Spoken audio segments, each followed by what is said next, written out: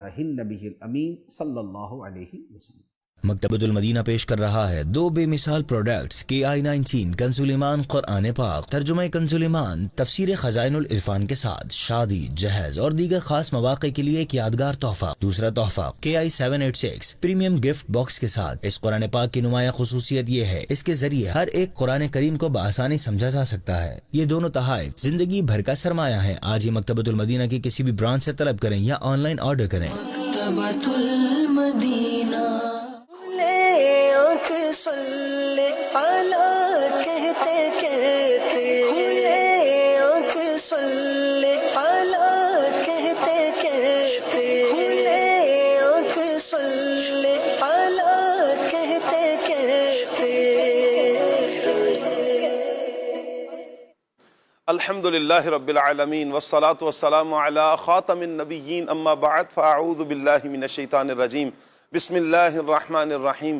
الصلاة والسلام علیک یا رسول اللہ، الصلاة والسلام علیک یا حبیب اللہ، الصلاة والسلام علیک یا نبی اللہ وعلی آلک و اصحابک یا نور اللہ۔ مدنی چینل کے ناظرین، پروگرام کھلے آنکھ صلی اللہ کہتے کہتے میں آپ سب کو خوش آمدید کہتے ہیں۔ اللہ پاک کی بارگاہ میں یہ دعا بھی کرتے ہیں کہ اللہ پاک یہ صبح ہم سب کے لیے رحمت والی، برکت والی، سعادتوں اور نیکیوں والی فرمائے، اور اللہ کرے کہ یوں ہی ہماری ساری زندگی سعادتوں میں اور نیکیوں میں بسر ہو جائے۔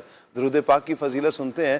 اللہ پاک کے پیارے پیارے آخری نبی محمد عربی صلی اللہ تعالیٰ علیہ وآلہ وسلم نے ارشاد فرمایا، جس نے مجھ پر 10 مرتبہ صبح اور 10 مرتبہ شام درود پاک بھیجا، اسے قیامت کے دن میری شفاعت نصیب ہوگی۔ سبحان اللہ۔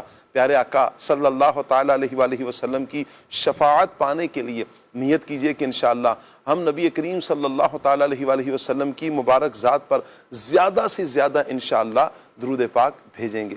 صلو علی الحبیب صلی اللہ تعالیٰ علی محمد صلی اللہ تعالیٰ علیہ وآلہ وسلم۔ مدنی چینل کے ناظرین، اس دنیا میں کچھ لوگ ایسے ہوتے ہیں کہ جن کی موجودگی دوسروں کے لیے راحت کا سبب بنتی ہے، جن کی موجودگی، جن کا ہونا دوسروں کے لیے یہ احساس پیدا کرتا ہے کہ آپ تنہا نہیں ہیں، جن کا ہونا کسی کے لیے احساس پیدا کرتا ہے کہ آپ کسی بھی مشکل میں آئیں، کسی بھی پریشانی میں آئیں، غم نہ کھائیں، ہم آپ کے ساتھ کھڑے ہوئے ہیں۔ صرف دولت کے ساتھ ہی کسی کی مدد نہیں ہوتی، بلکہ یہ افراد وہ ہوتے ہیں کہ جو اپنے حسن اخلاق کے ساتھ، بہترین کردار کے ساتھ اور خدمت خلق کر کے، اللہ کی مخلوق کی خدمت کر کے، لوگوں کی مدد کر کے یہ لوگ اپنی پہچان بنواتے ہیں۔ اب سوال یہ ہے مدنی چینل کے ناظرین، کیا میرا آپ کا شمار ایسے افراد میں ہے کہ جن کی مجلس، جن کا ہونا دوسروں کے لیے رحمت کا باعث بنتا ہے، جن کا ہونا یہ دوسروں کو احساس دلاتا ہے کہ آپ تنہا نہیں ہیں، جن کا ہونا دوسروں کو یہ احساس دلاتا ہے کہ آپ پریشان نہ ہوں؟ کیا دوسروں کے لیے رحمت ہے یا زحمت ہے؟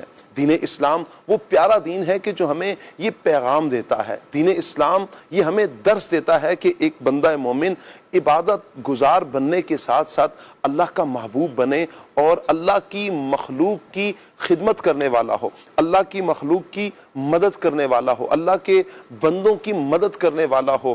وہ ایسا ہو کہ جب اسے کوئی دیکھے، روتا ہوا دیکھے تو اس کے چہروں پر مسکراہٹ بکھیر دے، پریشان حال اسے دیکھے تو اس کی پریشانی دور ہو جائے، یہ پریشان حالوں کا سہارا بننے والا ہو، دکھ درد کے ماروں کے دکھوں دردوں کا مداوا کرنے والا ہو، ایسا بننا ہو۔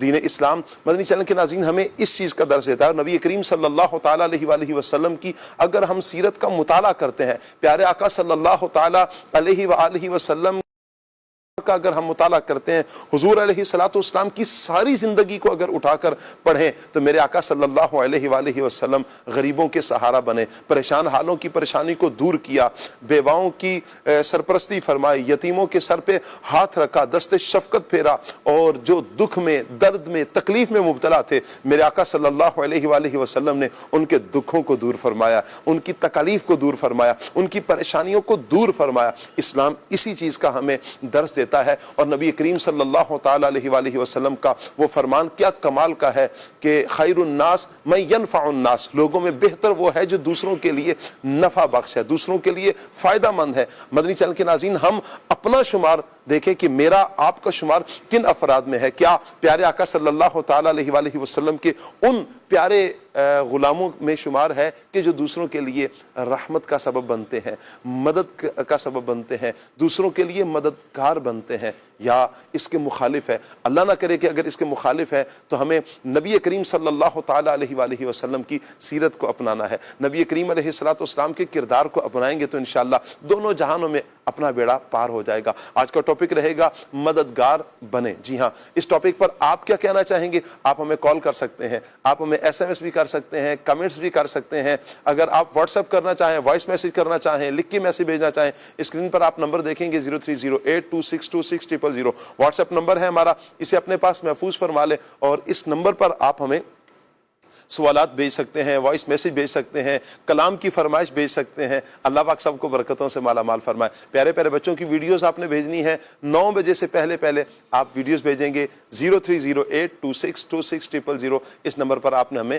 واٹس ایپ کرنی ہے۔ آئیے مدنی چینل کے ناظرین، پروگرام کو ہم آگے بڑھائیں گے۔ ہمارے ساتھ انشاءاللہ قاری کاشان صاحب آج ہوں گے جن سے ہم پیغام قرآن سیگمنٹ کریں گے۔ انشاءاللہ مفتی صاحب بھی ہوں گے ہمارے ساتھ، شرعی سوالات بھی آپ کے لیں گے، جنید بھائی بھی انشاءاللہ ہمارے ساتھ ہوں گے، اور روحانی علاج انشاءاللہ ہم ان سے سیگمنٹ بھی کریں گے۔ سوالات بھی ہوں گے، ٹاپک پر بھی گفتگو ہوگی، شرعی سوالات بھی ہوں گے، روحانی جو حل ہیں انشاءاللہ ہم وہ بھی لیتے رہیں گے۔ اللہ پاک سب کو برکتیں عطا فرمائے۔ قاری کاشان صاحب کو مرحبا کہتے ہیں۔ السلام علیکم ورحمۃ اللہ وبرکاتہ۔ کیسے کر سکتے خیریت سے؟ ماشاءاللہ، مرحبا۔ آئیے مدنی چینل کے ناظرین سیگمنٹ کی طرف بڑھتے ہیں، اور سیگمنٹ ہے پیغام قرآن۔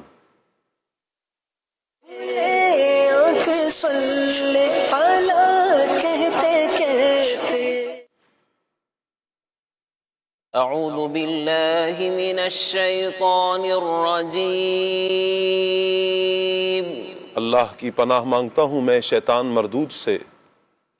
بسم اللہ الرحمن الرحیم، اللہ کے نام سے شروع جو نہایت مہربان رحمت والا ہے۔ لَتُبْلَوُنَّ فِي أَمْوَالِكُمْ وَأَنفُسِكُمْ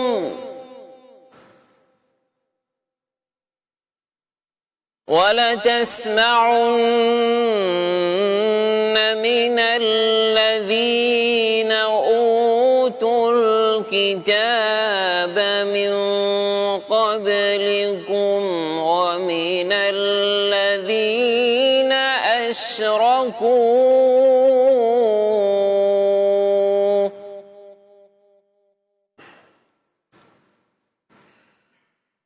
وَلَتَسْمَعُنَّ مِنَ الَّذِينَ أُوتُوا الْكِتَابَ مِنْ قَبْلِكُمْ وَمِنَ الَّذِينَ أَشْرَكُوا أَذًى كَثِيرًا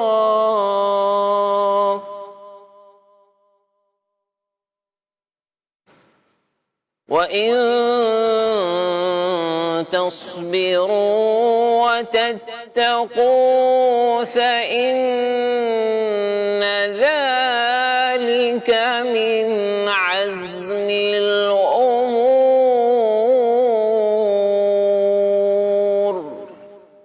آسان ترجمہ قرآن کنز العرفان۔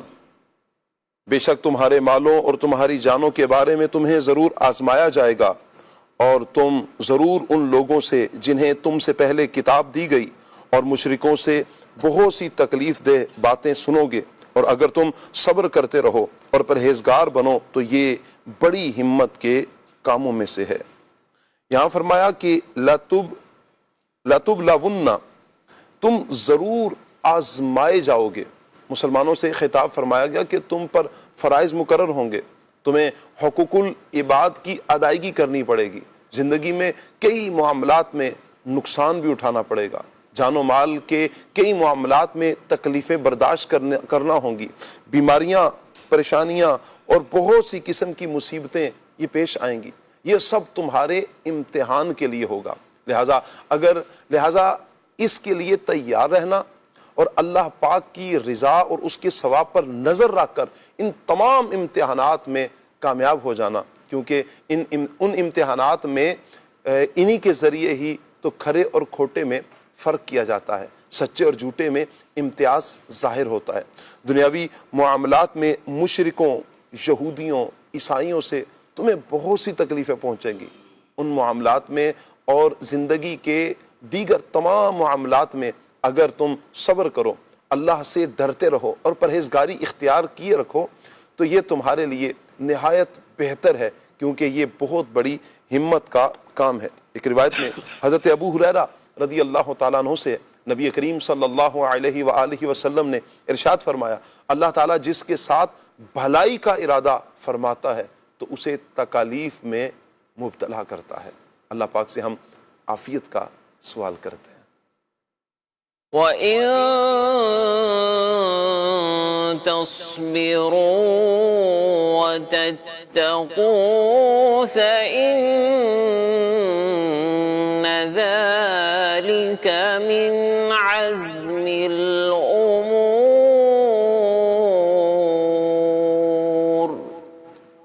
صدق اللہ العظیم۔ جزاک اللہ۔ اللہ پاک نور قرآن سے ہم سب کے سینوں کو منور فرمائے، قرآن و سنت کے مطابق اللہ پاک ہمیں اپنی زندگی گزارنے کی توفیق عطا فرمائے۔ مدنی چینل کے ناظرین، پیارے پیارے بچوں کی آپ نے ویڈیوز 9 بجے سے پہلے بھیجنی ہے۔ آج کا سبق کیا ہے آئیے دیکھتے ہیں۔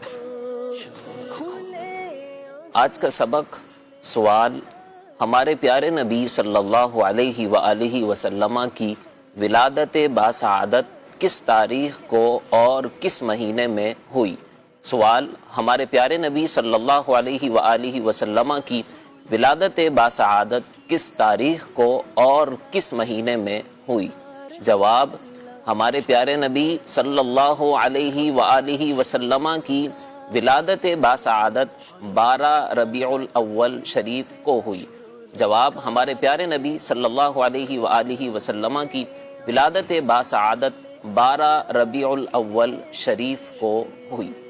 مدنی چینل کے ناظرین، آپ اپنے بچوں کی ویڈیوز بنا کر 9 بجے سے پہلے بھیجیں گے۔ نبی کریم علیہ السلام کی ولادت باسعادت یعنی حضور علیہ السلام کی پیدائش 12 ربیع الاول شریف کو ہوئی۔ 12 ربیع الاول شریف کو میرے آقا صلی اللہ علیہ وآلہ وسلم، اللہ پاک کے پیارے پیارے آخری نبی صلی اللہ علیہ وآلہ وسلم اس دنیا میں تشریف لائے۔ بہرحال جو آسان ہو بچوں کے لیے آپ وہی سبق اسی انداز میں یاد کروائیے گا۔ اللہ پاک دونوں جہانوں کی بھلائیاں سب کا مقدر فرمائے۔ آئیے مدنی چینل کے ناظرین، دیگر مبلغین کو منچ پر آنے کی دعوت دیتے ہیں۔ مفتی کفیل صاحب انشاءاللہ آج ہمارے ساتھ ہوں گے، مرحبا کہتے ہیں۔ جنید بھائی کو مرحبا کہتے ہیں۔ عاطف مدنی انشاءاللہ ہمارے ساتھ ہوں گے۔ عظیم بھائی ہمارے ساتھ ہوں گے۔ السلام علیکم ورحمۃ اللہ۔ کیسے ہیں مرحبا، الحمدللہ۔ السلام علیکم ورحمۃ اللہ۔ کیسے ہیں آپ؟ ٹھیک ہے، ماشاء اللہ۔ وعلیکم السلام ورحمۃ اللہ وبرکاتہ۔ مدنی چینل کے ناظرین، ہمارا پینل تو الحمدللہ مکمل ہے۔ جنید بھائی کی انشاءاللہ کچھ ہی دیر میں آپ زیارت بھی کریں گے۔ عظیم بھائی کی طرف انشاءاللہ ہم بڑھیں گے اور عظیم بھائی سے ہم کلام سنیں گے۔ عظیم بھائی کون سا کلام سنا رہے ہیں آج آپ ہمیں، ہمارے مدنی چینل کے ناظرین کو؟ انشاءاللہ سیدی امیر اہل سنت کا لکھا ہوا ہے خوبصورت کلام، اللہ عطا ہو مجھے دیدار مدینہ۔ واہ، انشاءاللہ جی انشاءاللہ ضرور۔ صلو علی الحبیب صلی اللہ تعالی علی محمد صلی اللہ علیہ وآلہ وسلم۔ صلی اللہ علیہ یا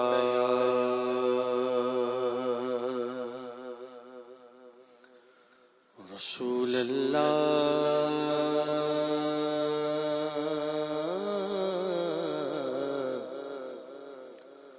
وسلم علیک یا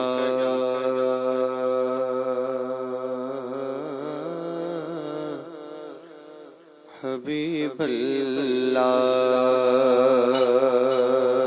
صلی اللہ علیک یا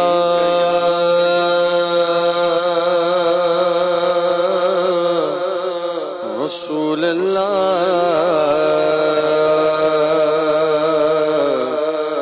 وسلم علیک یا حبیب اللہ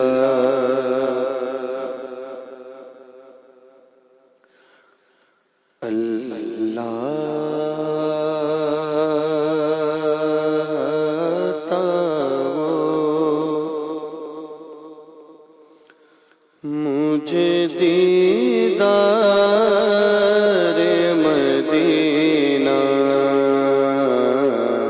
اللہ عطا ہو مجھے دیدار مدینہ مدینہ اللہ عطا ہو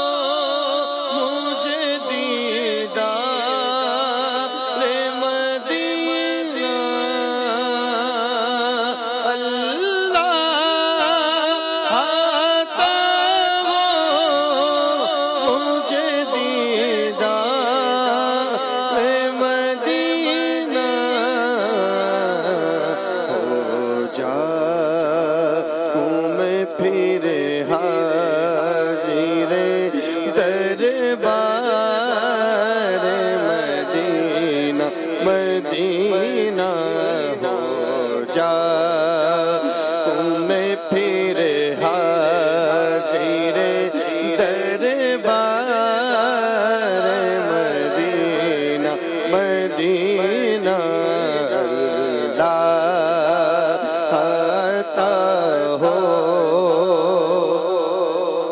اور آنکھیں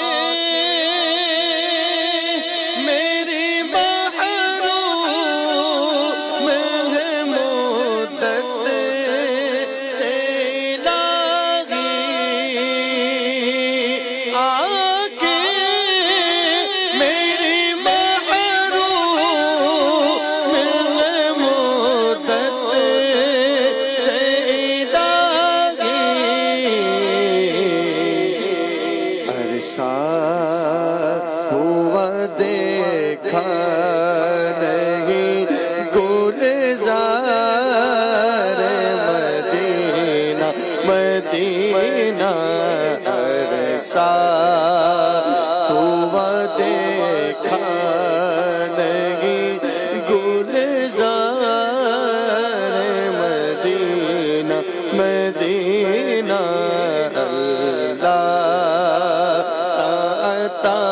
ہو مجھے دیدار مدینہ مدینہ اللہ عطا ہو پھر گنبد خضرا کے نظارے ہو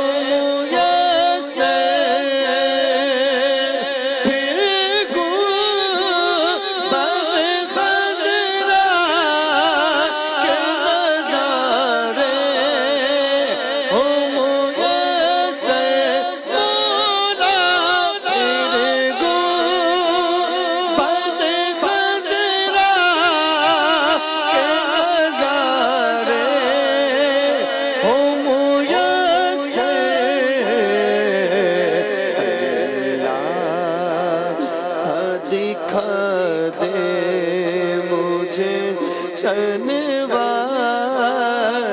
مدینہ مدینہ اللہ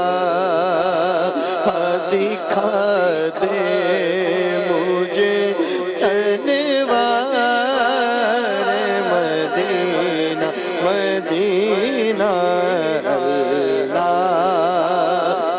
دکھا دے پھر دے کھیلوں سے غرا مدینہ کی بہار پھر دے کھیلوں سے غرا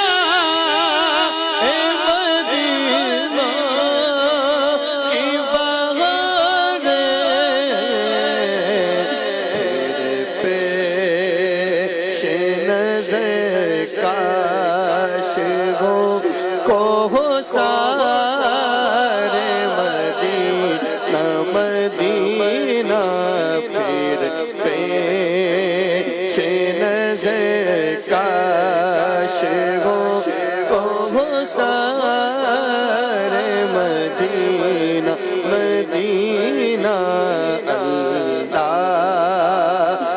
عطا ہو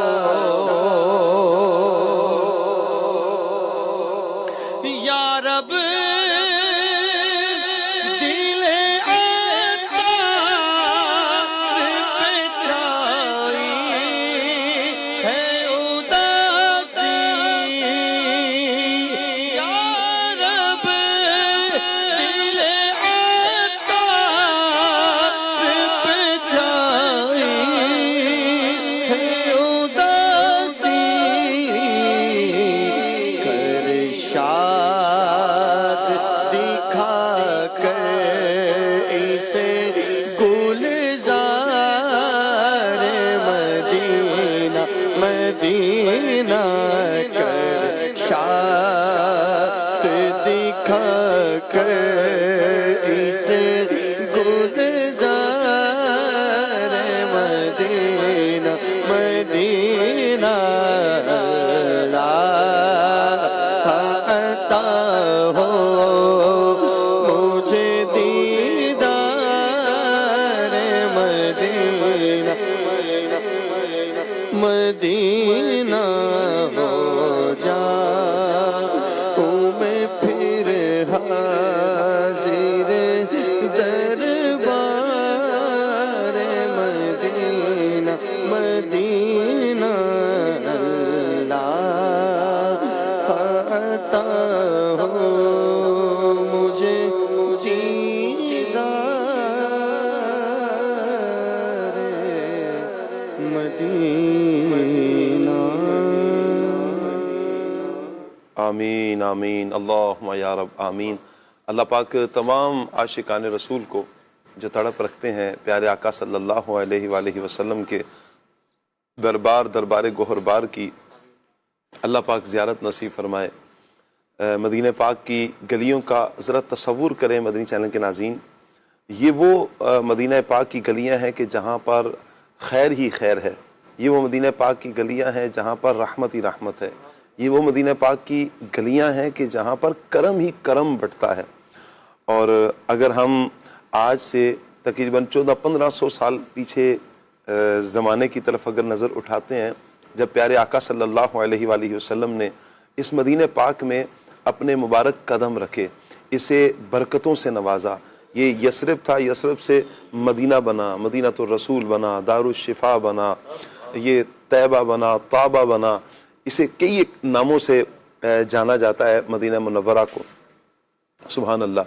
نبی کریم صلی اللہ تعالیٰ علیہ وآلہ وسلم کی جو عنایات یہاں پر ہوئی ہیں مدینہ پاک میں رہ کر، میرے آقا صلی اللہ علیہ وآلہ وسلم نے جو کرم فرمایا، جو برکتوں سے نوازا ہے مدینہ پاک کو بھی اور اہل مدینہ کو بھی، اور بلکہ اہل مدینہ کو کیا پوری دنیا پہ میرے سرکار کا کرم بٹ ہی رہا ہے.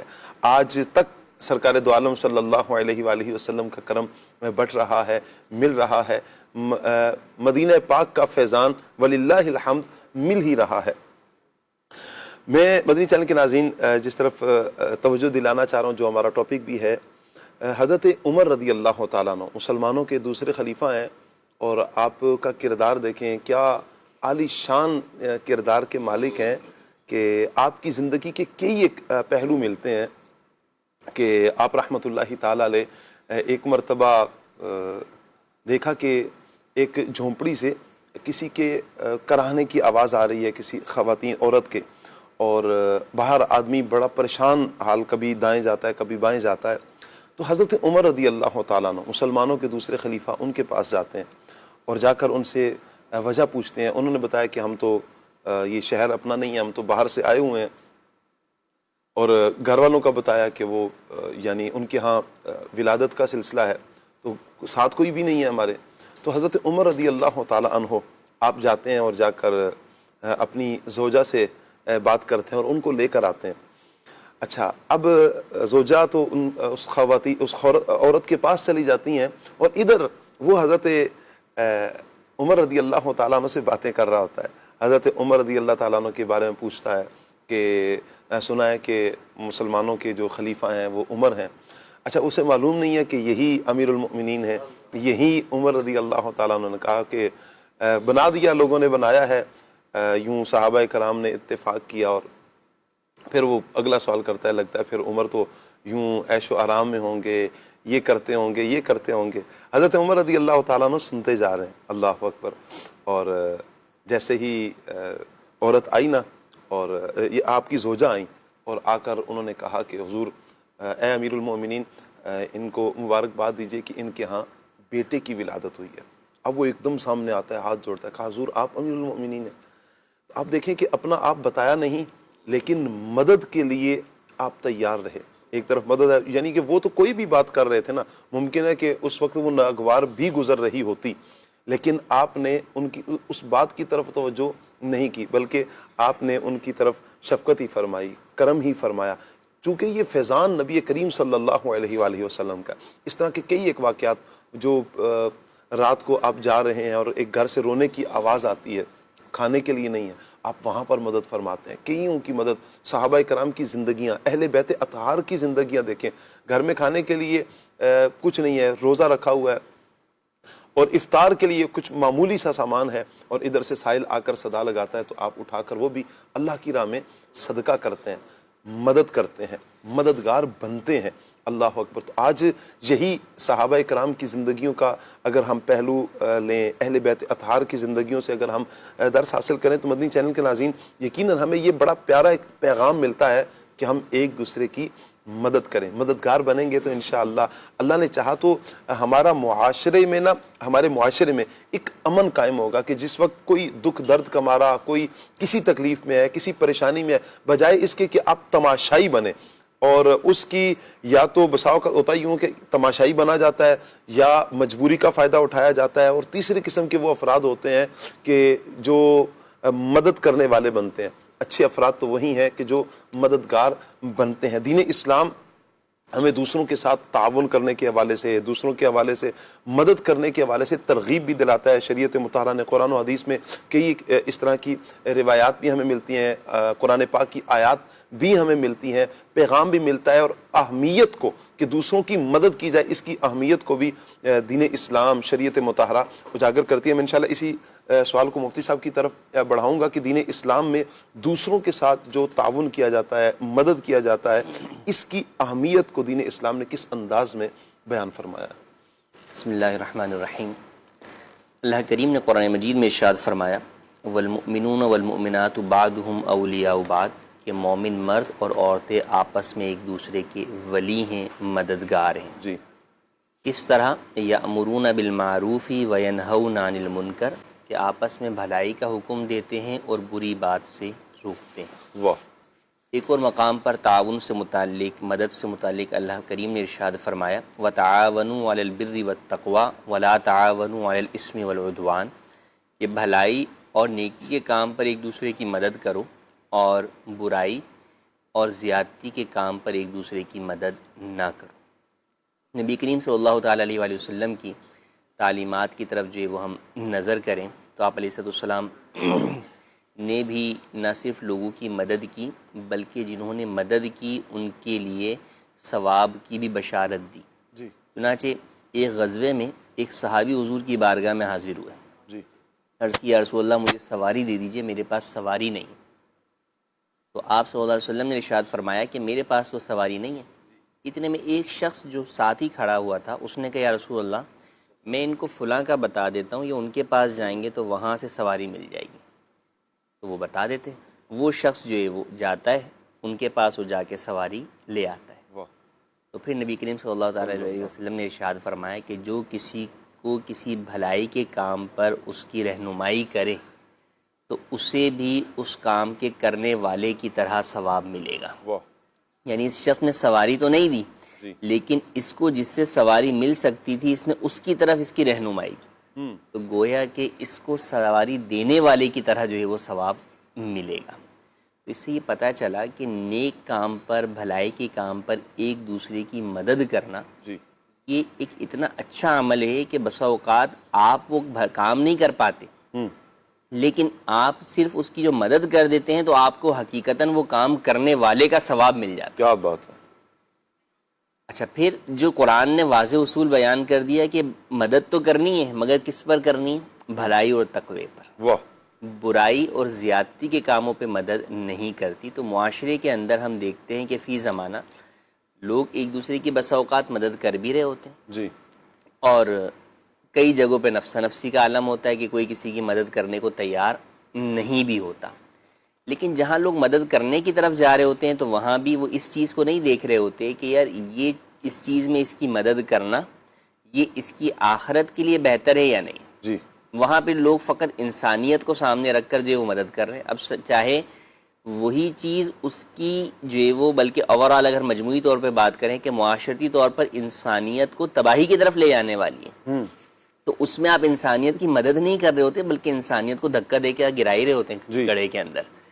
تو اس لیے اس کے اندر یہ اصول سامنے رکھنا چاہیے کہ بھلائی کے کام پر آپ نے مدد کرنی ہے اور برائی کے کام پر چاہے سامنے والا کتنا ہی آپ کو مجبور نظر آ رہا ہے اس پر آپ نے اس کی مدد نہیں کرنی. کیوں؟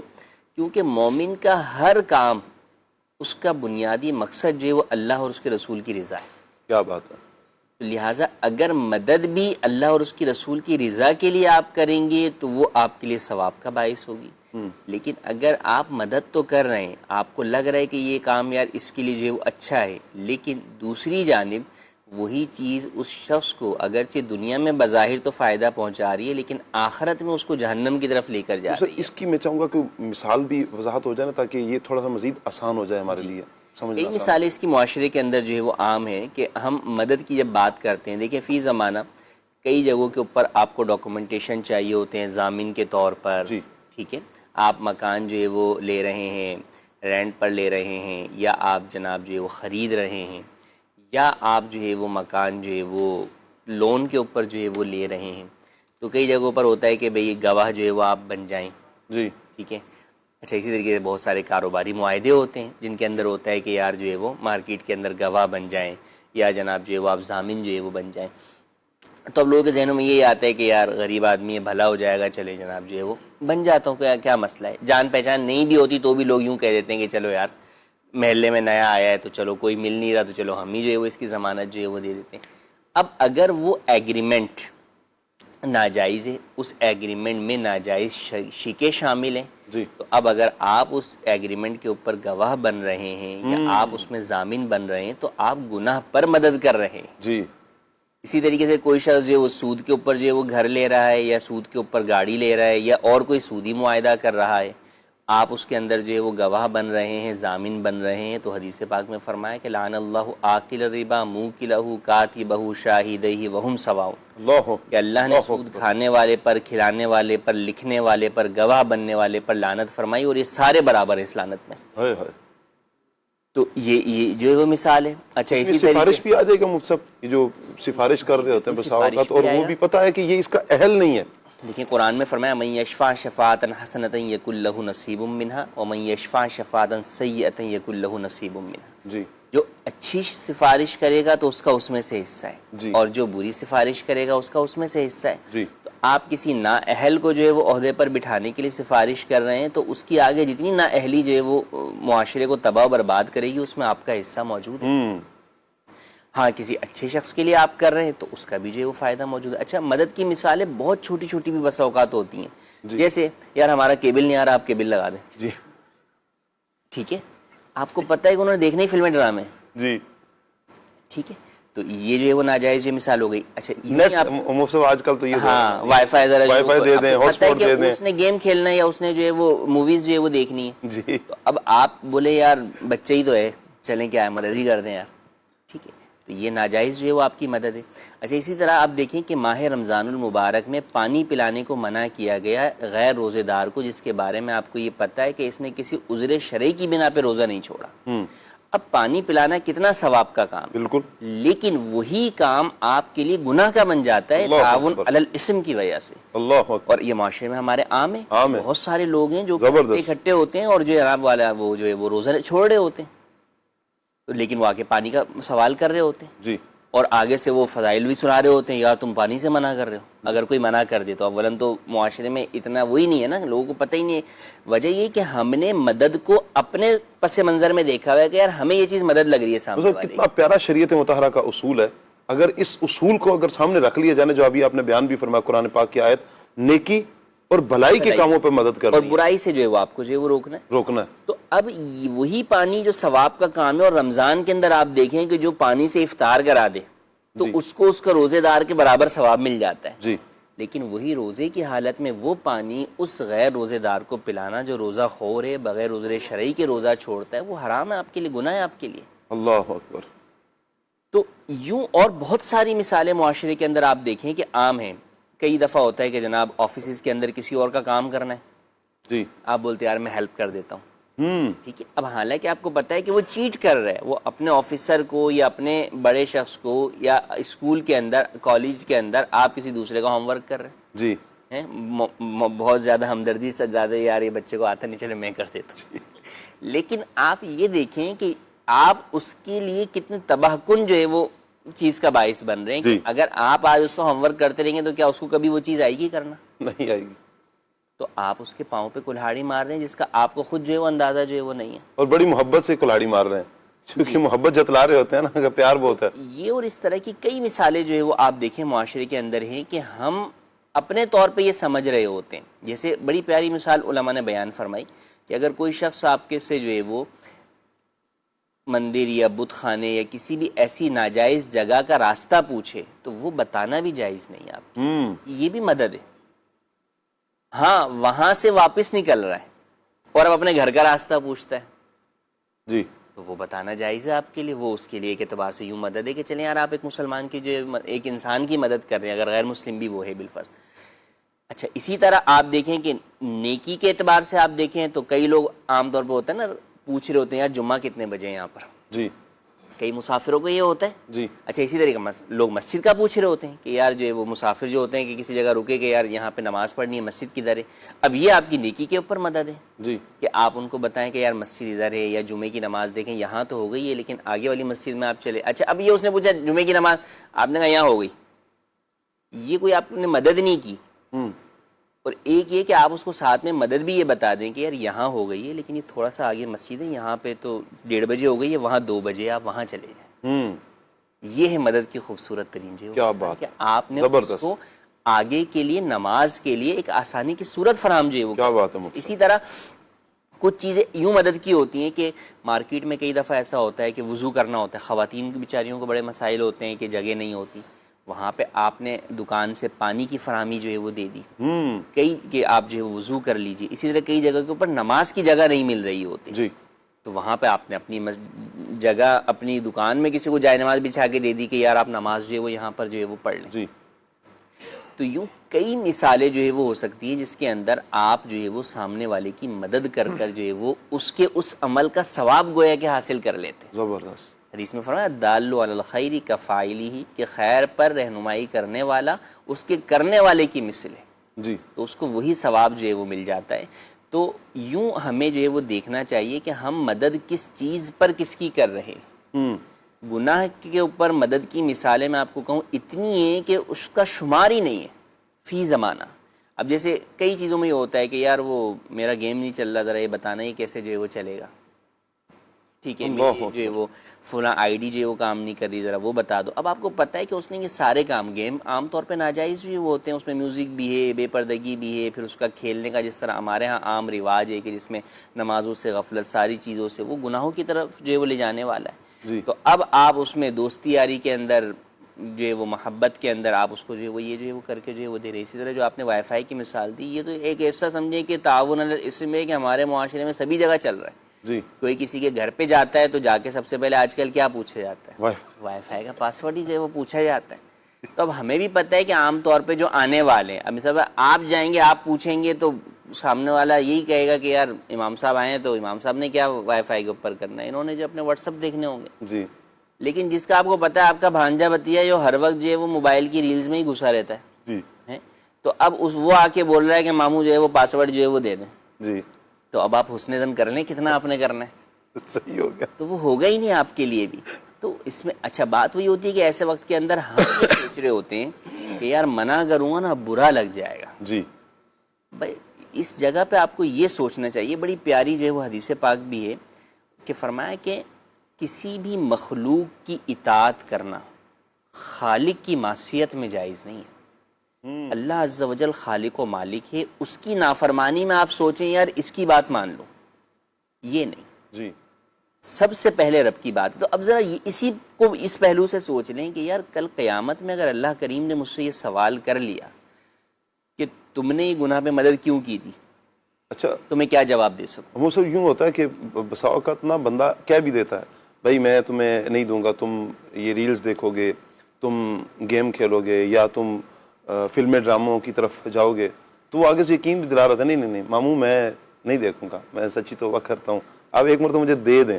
اب پتہ ہے کہ اس نے کہا بھی کہ ہے تو بچہ ہی ہے، لیکن اس نے کہا بھی ہے کہ میں نہیں دیکھوں گا، لیکن کیا اس صورت میں لیکن گمان یہی ہے کہ یہ اس طرف جا سکتا ہے، جائے گا، تو پھر بھی ہم مدد نہیں کریں گے. کسی کو یہ سوچ لیں کہ اگر ان کا اس وقت جو ڈیٹا ہے نا وہ ہو لمیٹڈ 1 GB، اور اب وہ یہی سارے وعدے دلا کر ان سے لے، تو یہ دیں گے یا نہیں دیں گے؟ کبھی بھی نہیں دیں گے. نہیں دیں گے. تو بس یہی چیز وہاں پر جو ہے وہ لے کر آئے. ٹھیک ہو گیا.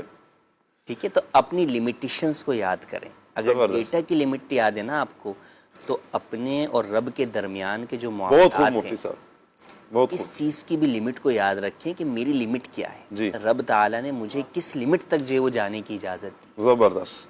کیا جب بات. اس لمٹ کو یاد کر لیں گے تو انشاءاللہ جو ہے وہ ساری چیزیں کرنا جو ہے وہ آسان ہو جائے. یہ اللہ کرے مدنی چینل کے ناظرین ہم اپنا ذہن بنا لیں.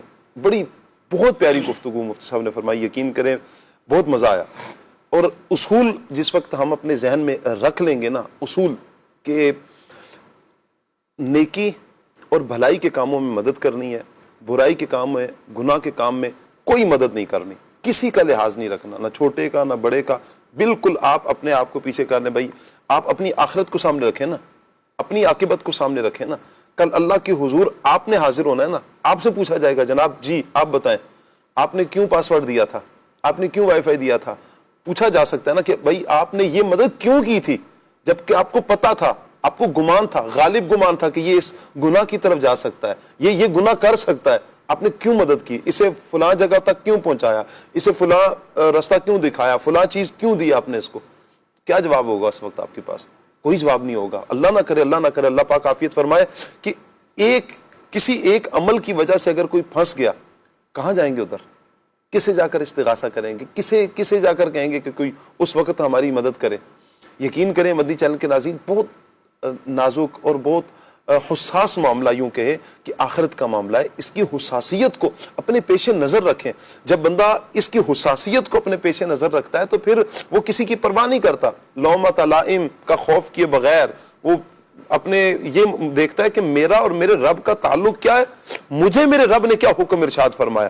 بس وہ پھر اپنے اللہ کے حکم کے آگے کسی بندے کے اس کو سامنے نہیں لاتا، کسی کو خاطر میں نہیں لائے گا. بھائی ہاں نیکی میں مدد کریں، بھلائی کے کاموں میں مدد کریں، حسن اخلاق کا مظاہرہ کریں، حسن کردار کا مظاہرہ کریں، حسن گفتار کا مظاہرہ کریں.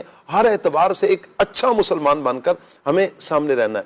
لیکن کوئی یہ کہے کہ ہم کسی کے لیے گناہ کے لیے مددگار ثابت ہوں، ایسا نہیں ہو. مدد کرنی ہے، ضرور مدد کرنی ہے، مددگار بننا ہے، لیکن کون سی مدد؟ جو نیکی پر مشتمل ہو، جو بھلائی کے کام پر مشتمل ہو. میرے آقا جان عالم صلی اللہ تعالیٰ علیہ وآلہ وسلم کی میں چاہوں گا کچھ احادیث بیان کی جائیں مدد کرنے کے حوالے سے کہ مدد کرنی ہے. یہ تو واضح ہو گیا کہ مدد کرنی ہے، تو کون سی مدد کرنی ہے کون سی نہیں کرنی. لیکن جس مدد کے حوالے سے نبی کریم صلی اللہ علیہ وآلہ وسلم نے حکم ارشاد فرمایا ہے، روایات میں فضائل بیان ہوئے ہیں، میں چاہوں گا کہ کچھ فضائل بیان کیے جائیں، پیارے آقا صلی اللہ علیہ وسلم کی احادیث کچھ بیان کی جائیں. بسم اللہ الرحمن الرحیم.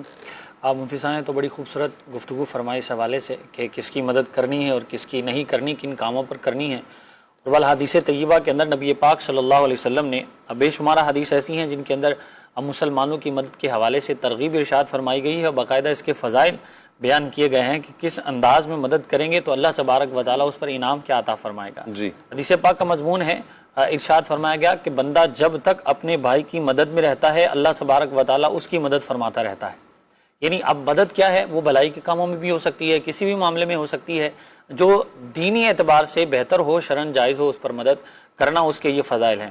حضرت عبداللہ بن عمر رضی اللہ تعالیٰ عنہ سے روایت ہے، نبی پاک صلی اللہ علیہ وسلم نے ارشاد فرمایا، رحم کرنے والوں پر رحمان رحم فرماتا ہے، تم زمین والوں پر رحم کرو آسمانوں کی بادشاہت کا مالک تم پر رحم کرے. واہ واہ سبحان اللہ. اور اسی طرح حضرت عبداللہ بن عمر رضی اللہ تعالیٰ عنہ کی ایک اور روایت ہے, رسول خدا صلی اللہ علیہ وسلم نے ارشاد فرمایا مسلمان کا بھائی ہے, نہ اس پر ظلم کرے نہ اس کی مدد چھوڑے, اور جو شخص اپنے بھائی کی حاجت پوری کرنے کی کوشش میں ہو اللہ پاک اس کی حاجت پوری فرما دیتا ہے. سبحان اللہ. اور جو شخص مسلمان سے کسی ایک تکلیف کو دور کرے اللہ پاک قیامت میں اس کی تکالیف دور فرمائے گا.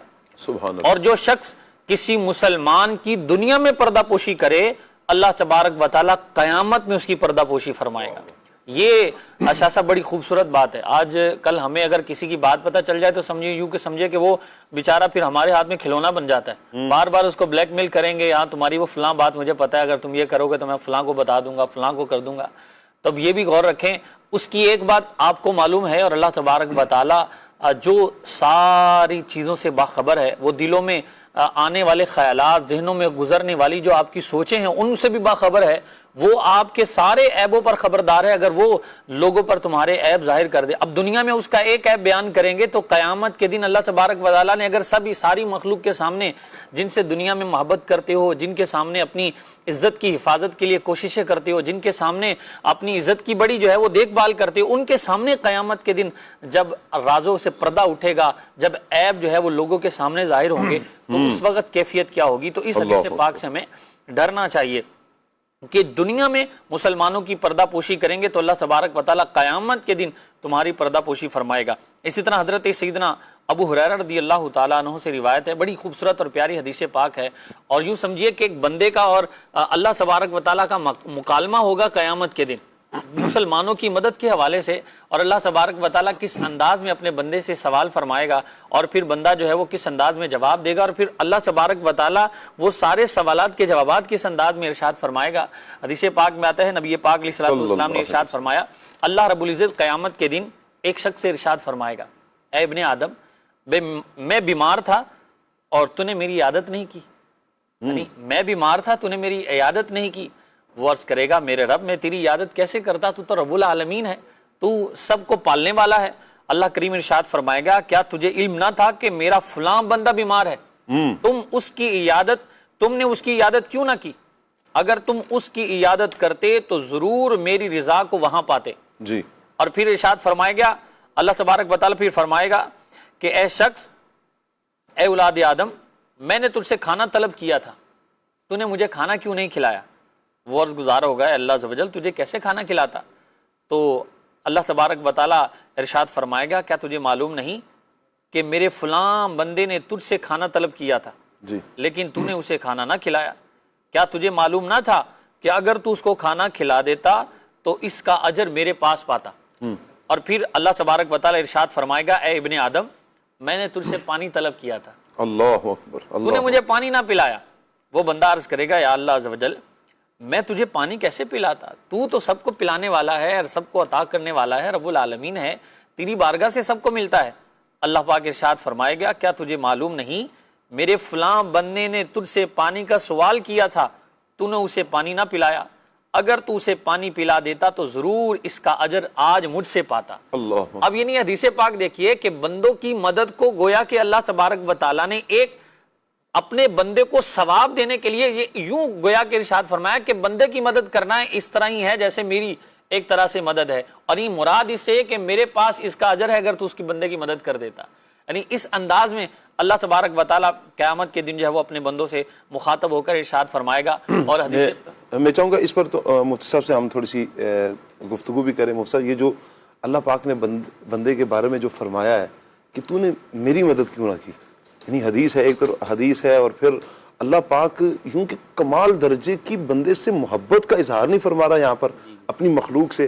میں چاہوں گا اس جملے کی بھی وضاحت ہو, اور پھر اس میں کمال درجے کی اللہ پاک نے محبت کا اظہار فرمایا نا, اس کو بیان فرمائیں مفتی صاحب. جی دیکھیے حدیث قدسی ہے یہ, اور یہاں پر چونکہ حقیقی معنی جو ہے وہ مراد نہیں ہے, جی, کہ اللہ پاک جو ہے وہ ان تمام چیزوں سے پاک ہے, کھانے سے پاک ہے, اور پھر وہ کسی کا محتاج نہیں ہے, ساری دنیا جو ہے وہ اس کی محتاج ہے.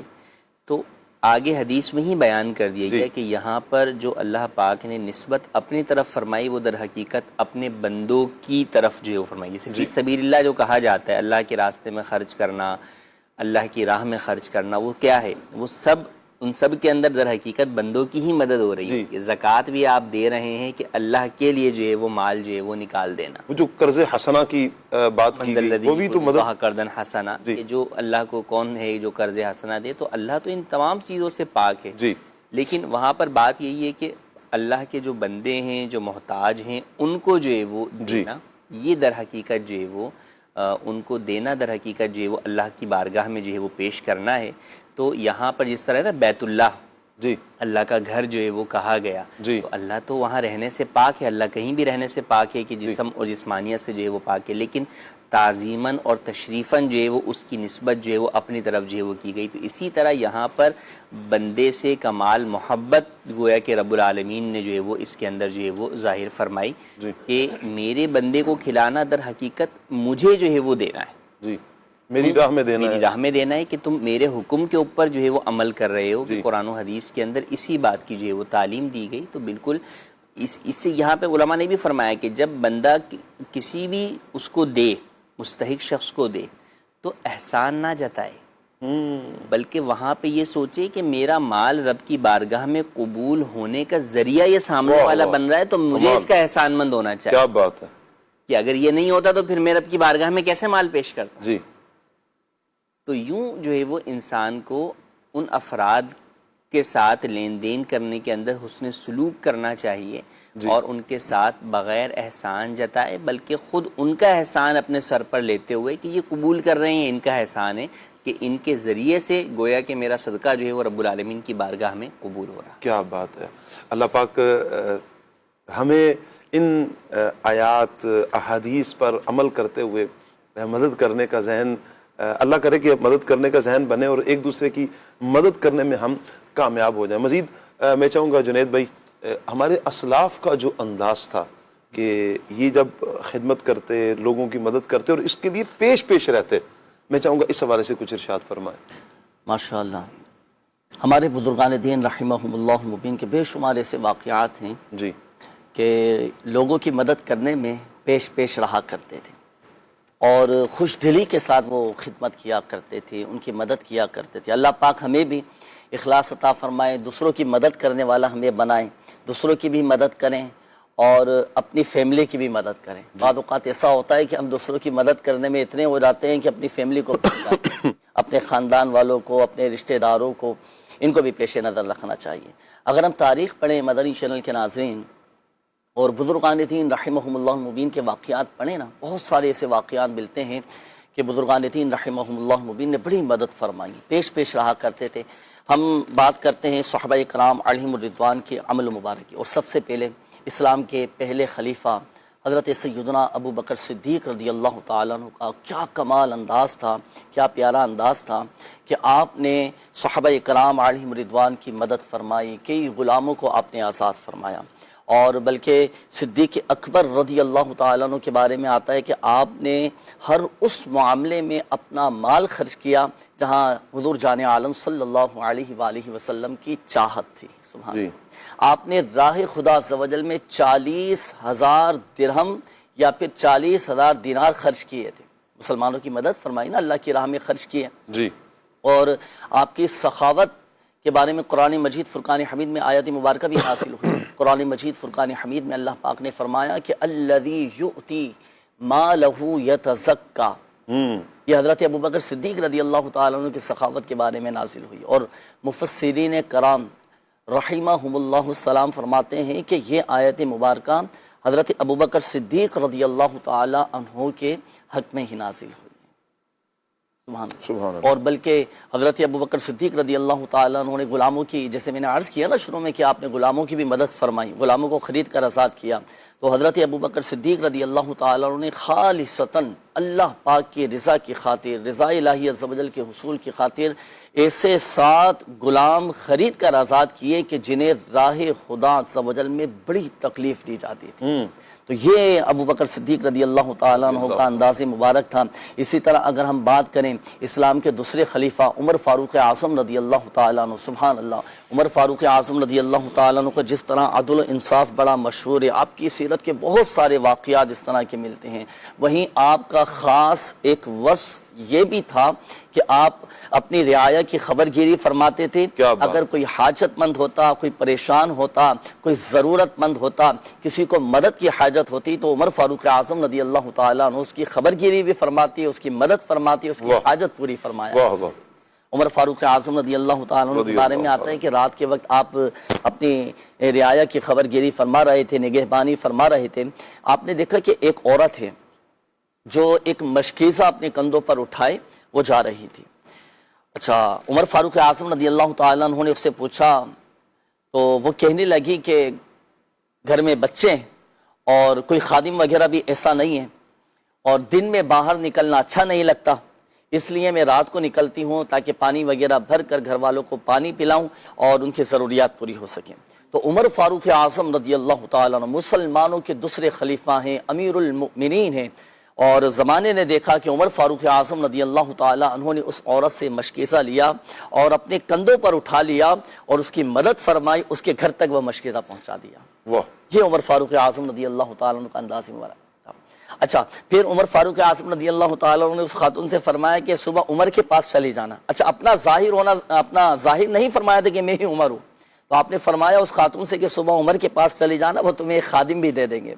تو وہ عورت کہنے لگی کہ حضرت عمر تک میری رسائی نہیں ہے. اللہ اکبر. تو آپ رضی اللہ تعالیٰ عنہ نے فرمایا اور اس کو تسلی دی کہ تم چلی جانا، انشاءاللہ الکریم تمہاری وہ مدد بھی فرمائیں گے اور تمہاری رسائی بھی ہو جائے گی. اچھا، جب صبح ہوئی تو وہ خاتون عمر فاروق اعظم رضی اللہ تعالیٰ عنہ کے پاس پہنچی تو عمر فاروق اعظم رضی اللہ تعالیٰ عنہ نے اسے پہچان لیا. اچھا، اس عورت نے بھی عمر فاروق اعظم رضی اللہ تعالیٰ عنہ کو پہچان لیا کہ رات اس عورت کا مشکیزہ اٹھانے والے کوئی اور نہیں تھے بلکہ یہ تو اسلام کے دوسرے خلیفہ امیر المؤمنین عمر فاروق اعظم رضی اللہ کیا بات ہے، کیا بات ہے. تو یہ دیکھ کر اب وہ خاتون مڑی اور واپس جانے لگی. پھر عمر فاروق اعظم رضی اللہ تعالیٰ عنہ نے اس کے پیچھے کسی کو بھیجا اور اس عورت کو پھر کچھ نان نفقہ، کچھ گھر کا خرچہ اور ضروریات پوری کرنے کے لیے چیزیں دیں اور پھر ایک خادم دینے کا بھی آپ نے حکم فرمایا. تو یہ انداز مبارک تھا عمر فاروق اعظم رضی اللہ تعالیٰ عنہ کا کہ کیسے آپ نے اس کی خاتون کی مدد فرمائی. یہ تو صرف ایک واقعہ میں نے آپ کے سامنے عرض کیا ہے، اسی طرح بہت سارے ایسے واقعات ہیں کہ جو لوگوں کی مدد فرمایا. بے شمار اس طرح حضرت عمر رضی اللہ تعالیٰ عنہ کے واقعات، صدیق اکبر کا جیسے آپ نے بیان کیا، حضرت عثمان غنی رضی اللہ تعالیٰ عنہ کے مولا کائنات علی المرتضیٰ شیر خدا کرم اللہ تعالیٰ وجہ الکریم، یعنی یہ وہ خلفائیں جو مسلمانوں کے خلیفہ، پہلے خلیفہ، دوسرے، تیسرے، چوتھے خلیفہ، ان کی زندگی کو، اہل بیت اطہار کی زندگی کو پڑھیں، بے شمار آپ کو واقعات ملیں گے کہ کس پیارے انداز میں ہمارے اسلاف دوسروں کی مدد کے لیے پیش رہا کرتے تھے. آج ہم رحمۃ اللہ تعالیٰ علیہ کمال کا انداز مبارک تھا، سبحان اللہ، کیسے طلباء کو خوش فرمایا کرتے، ان کی پسند کے کھانے بنواتے تھے. واہ واہ واہ. اچھا، مدرسے میں مختلف ممالک کے طلباء تھے جی، کہ کوئی جیسے بنگلہ طلباء تھے تو ان کی پسند کے کھانے بنوا کر کھلایا کرتے تھے. عید کا کوئی موقع آتا تو ان کے کپڑے بناتے، اچھے کھانے ان کے لیے بنوایا کرتے تھے، طلباء کو خوش کرتے تھے، ان کی مدد فرمایا کرتے تھے. تو یہ اعلیٰ حضرت امام احمد رضا خان علیہ رحمۃ الرحمن کا انداز مبارک تھا کہ وہ دینی طلباء پر بھی خرچ فرمایا کرتے. کیا بات ہے، کیا بات ہے ہمارے آقا اعلیٰ حضرت امام اہل سنت کی. یعنی اپنے اسلاف کو اگر ہم پڑھتے ہیں نا مدنی چینل کے ناظرین، اسلاف میں یہ وصف کمال درجے کا پایا جاتا ہے. الحمدللہ جو اللہ پاک کے برگزیدہ بندے ہیں ان میں یہ وصف پایا جاتا ہے. اچھا، پھر ایک طرف دیکھیں کہ مدد بھی کر رہے ہیں، مدد وہی جو اللہ اور اس کے رسول کا حکم ہے، وہ والی مدد ہرگز نہیں ہے کہ جو شروع میں بیان بھی ہوئی کہ بسا اوقات ہم اسے نیکی سمجھ تو رہے ہوتے ہیں، مدد سمجھ رہے ہوتے ہیں، لیکن وہ ہوتی حقیقت میں گناہ پر مدد ہے. اللہ پاک سے ہم عافیت کا سوال کرتے ہیں، مددگار بندہ ہے نیکی کے کاموں پر، بھلائی کے کاموں پر. آئیے پیارے پیارے بچوں کی کچھ ویڈیوز ہیں، ویڈیو دیکھتے ہیں.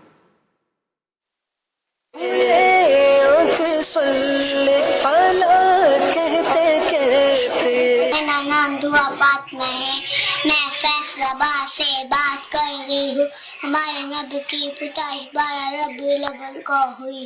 ہمارے پیارے نبی حضرت محمد صلی اللہ علیہ وسلم 12 ربیع الاول کو پیدا ہوئے. آپ صلی اللہ علیہ وسلم کی ولادت باشہادت 12 ربیع الاول شریف کو ہوئی. آپ صلی اللہ علیہ وآلہ وسلم 12 ربیع الاول کو پیدا ہوئے. میرا نام زینب ہے، میں عبدالحکیم سے بات کر رہی ہوں.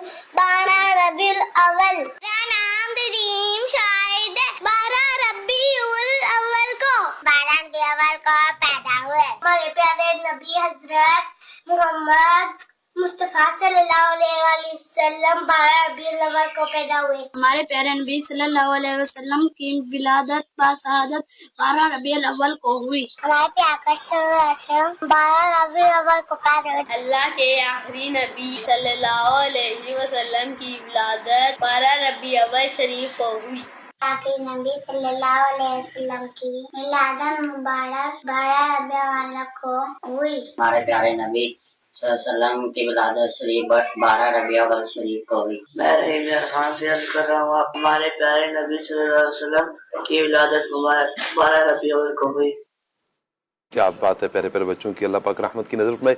ایک بچے کی ویڈیو تھی جسے سر پہ کچھ چوٹ لگی ہوئی ہے، شاید اللہ پاک رحمت کی نظر فرمائے، عافیت فرمائے، صحت و سلامتی عطا فرمائے. اللہ پاک سب بچوں کی خیر فرمائے، عافیتیں اللہ پاک مقدر فرمائے.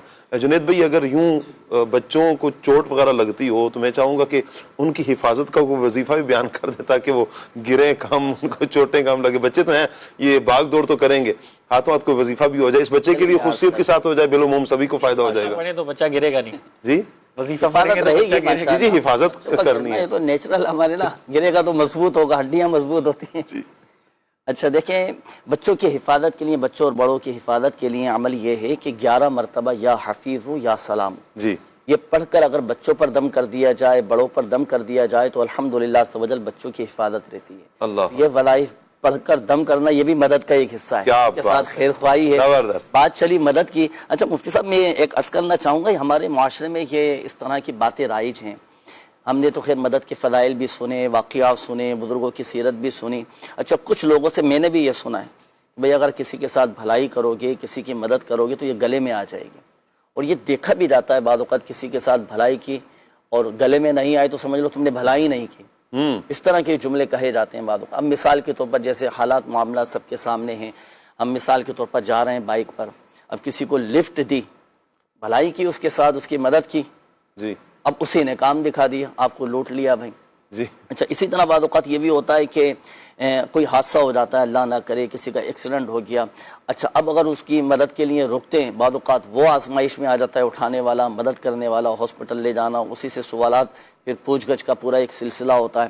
وہ بعض اوقات سوچ میں پڑ جاتا ہے کیا کریں. اسی طرح بہت سے اور بھی مثالیں موجود ہیں. اب ایسے میرے ساتھ ایک دفعہ ایسا ہوا آپ کی بات سے کہ دور طالب علمی تھا، تو میں نے بائک پر نا، ایک بزرگ تھے، انہوں نے مجھے اشارہ کیا کہ بھائی مجھے بٹھا لو، مجھے فلاں جگہ چھوڑنا ہے. اچھا میں کہیں جا رہا تھا، اب میں لے گیا ان کو جگہ پر پہنچا دی، وہ اترے ہی نہیں، مجھے ادھر نہیں جانا. میں نے کہا کہاں جانا ہے آپ نے؟ بس مجھے فلاں جگہ لے کر جاؤ. میں دوسری جگہ ادھر بھی نہیں اتر رہے، تیسری جگہ لے کر کے ادھر بھی نہیں اتر. اور میں نے کہا بابا جی اللہ کا واسطے اتر جاؤ، مجھے کہیں اور کام جانا ہے. آدھا پونا گھنٹہ سے میں ان کو لے کے گھومتا رہا، کبھی ادھر جا رہا ہوں کبھی ادھر جا رہا ہوں، اترنے کا نام ہی نہیں لے رہے. وہ ایسی مدد گلے پڑی. اللہ پاک آپ یہ فرمائے. بڑا پیارا ایک پوائنٹ تھا کہ بسا اوقات مدد کرتے ہیں تو ایسی ہوتی ہے صورت کے گلے میں پڑ جاتی ہے مدد. اچھا اسی طرح یہ بھی ہوتا ہے، مثال کے طور پر کسی کو جاب پہ لگوانا ہے، چلو بھائی مدد کی، خیر خواہی کی، اس کو کسی کام پہ لگوا دیا، روزگار اس کا لگوا دیا، کہیں پر کام کاج پر لگوا دیا. اب وہاں پر جا کر وہ ہمارے لیے آزمائش کا سبب بن جاتا ہے، کہیں پر بات خراب ہو جاتی ہے، اس طرح کی چیزیں ہو جاتی ہیں. کیا کریں، مدد کریں نہ کریں؟ دیکھیں مدد کرنے کے اندر بنیادی طور پر تو وہی کہ آپ کا اپنا جو نیت اور مقصد ہے وہ ہے اللہ کی رضا اور اس کا حصول. اب بسا اوقات آپ کوئی بھی نیک کام کرتے ہیں تو اگر اس کا سامنے والے کی طرف سے ریئیکشن جو ہے وہ غلط بھی آئے تو یہ اس کا عمل ہے، آپ کو تو اپنی نیکی کا ثواب جو ہے وہ مل جائے گا. ٹھیک ہے نا. ہم جو ہے وہ صدقہ و خیرات بھی کرتے ہیں اور بھی دیگر معاملات جو ہے وہ کرتے ہیں. اب وہی بات ہے کہ آپ نے کسی کو جو ہے نا ابھی محرم میں ٹھنڈا شربت جو ہے وہ پلا دیا جی، اور وہ بولے کہ یار آپ کے شربت کی وجہ سے مجھے کھانسی جو ہے وہ ہو گئی جی، ٹھیک ہے، تو آپ کا اپنا پلانا جو ہے وہ ٹھیک تھا، اب اس کو پینا چاہیے تھا یا نہیں پینا چاہیے تھا اپنی طبیعت کے حوالے سے، یہ اس کا جو ہے وہ معاملہ ہے۔ اب اس میں کچھ چیزیں تو ہوتی ہیں قانونی اعتبار سے، یا بہت زیادہ واضح قرائن ہوتے ہیں ایسے کہ یار اس وقت جو ہے وہ یہ چیز سیف نہیں ہے، بہت رات جو ہے وہ آپ جو ہے وہ کہیں سے گزر رہے ہیں، اب وہاں پر جو ہے وہ آپ کو کوئی رکنے کے لیے جو ہے وہ کہتا ہے، اور سیفٹی کے اعتبار سے بھی مناسب نہیں ہے وہاں پر جو ہے وہ رکنا، یا اس وقت کسی کو جو ہے وہ اپنی گاڑی پر بٹھانا، تو ٹھیک ہے آپ اس وقت جو ہے وہ نہ بھی جو ہے وہ بٹھائیں۔ تو بات ہوئی کہ مدد کرنے کا آپشنز ہے نا، فرض و واجب ہر صورت میں نہیں ہوتی، تو لہٰذا اگر آپ کو بظاہر قرائن سے یہ نظر آ رہا ہے کہ یار اس وقت یہ چیز جو ہے وہ نقصان دہ ہے، تو آپ جو ہے وہ اس کو ڈراپ جو ہے وہ کر سکتے ہیں، اس کو جو ہے وہ چھوڑ سکتے ہیں۔ لیکن ایک یہ کہ کسی کے ساتھ کوئی ایک حادثہ ہو جانا اور وہ اس بات سے اوورآل مجموعی طور پر ہی جو ہے وہ سب ساروں کی مدد سے ہی اپنا ہاتھ کھینچ کر بیٹھے رہے، یہ درست نہیں ہے۔ مختلف واقعات کے وجہ سے ہمارے ملک میں بھی اتنا تو نہیں ہے، لیکن بیرون ملک میں بہت زیادہ یہ ہے کہ اگر خدا نخواستہ ایکسیڈنٹ ہو جائے تو آپ جو ہے وہ نہیں اس کو ہاتھ لگا سکتے، باڈی کو بھی، چاہے وہ زخمی تڑپ رہا ہو یا کچھ بھی ہو رہا ہو، ان کے اپنے رولز ہیں کہ اس کے مطابق جب تک پولیس نہیں آئے گی، دیگر اور جو ہے وہ قانونی ادارے نہیں آئیں گے، اس وقت تک آپ نہیں لگا سکتے، تو وہاں پر آپ بھی جو ہے وہ نہیں جو ہے مداخلت جو ہے وہ کریں گے۔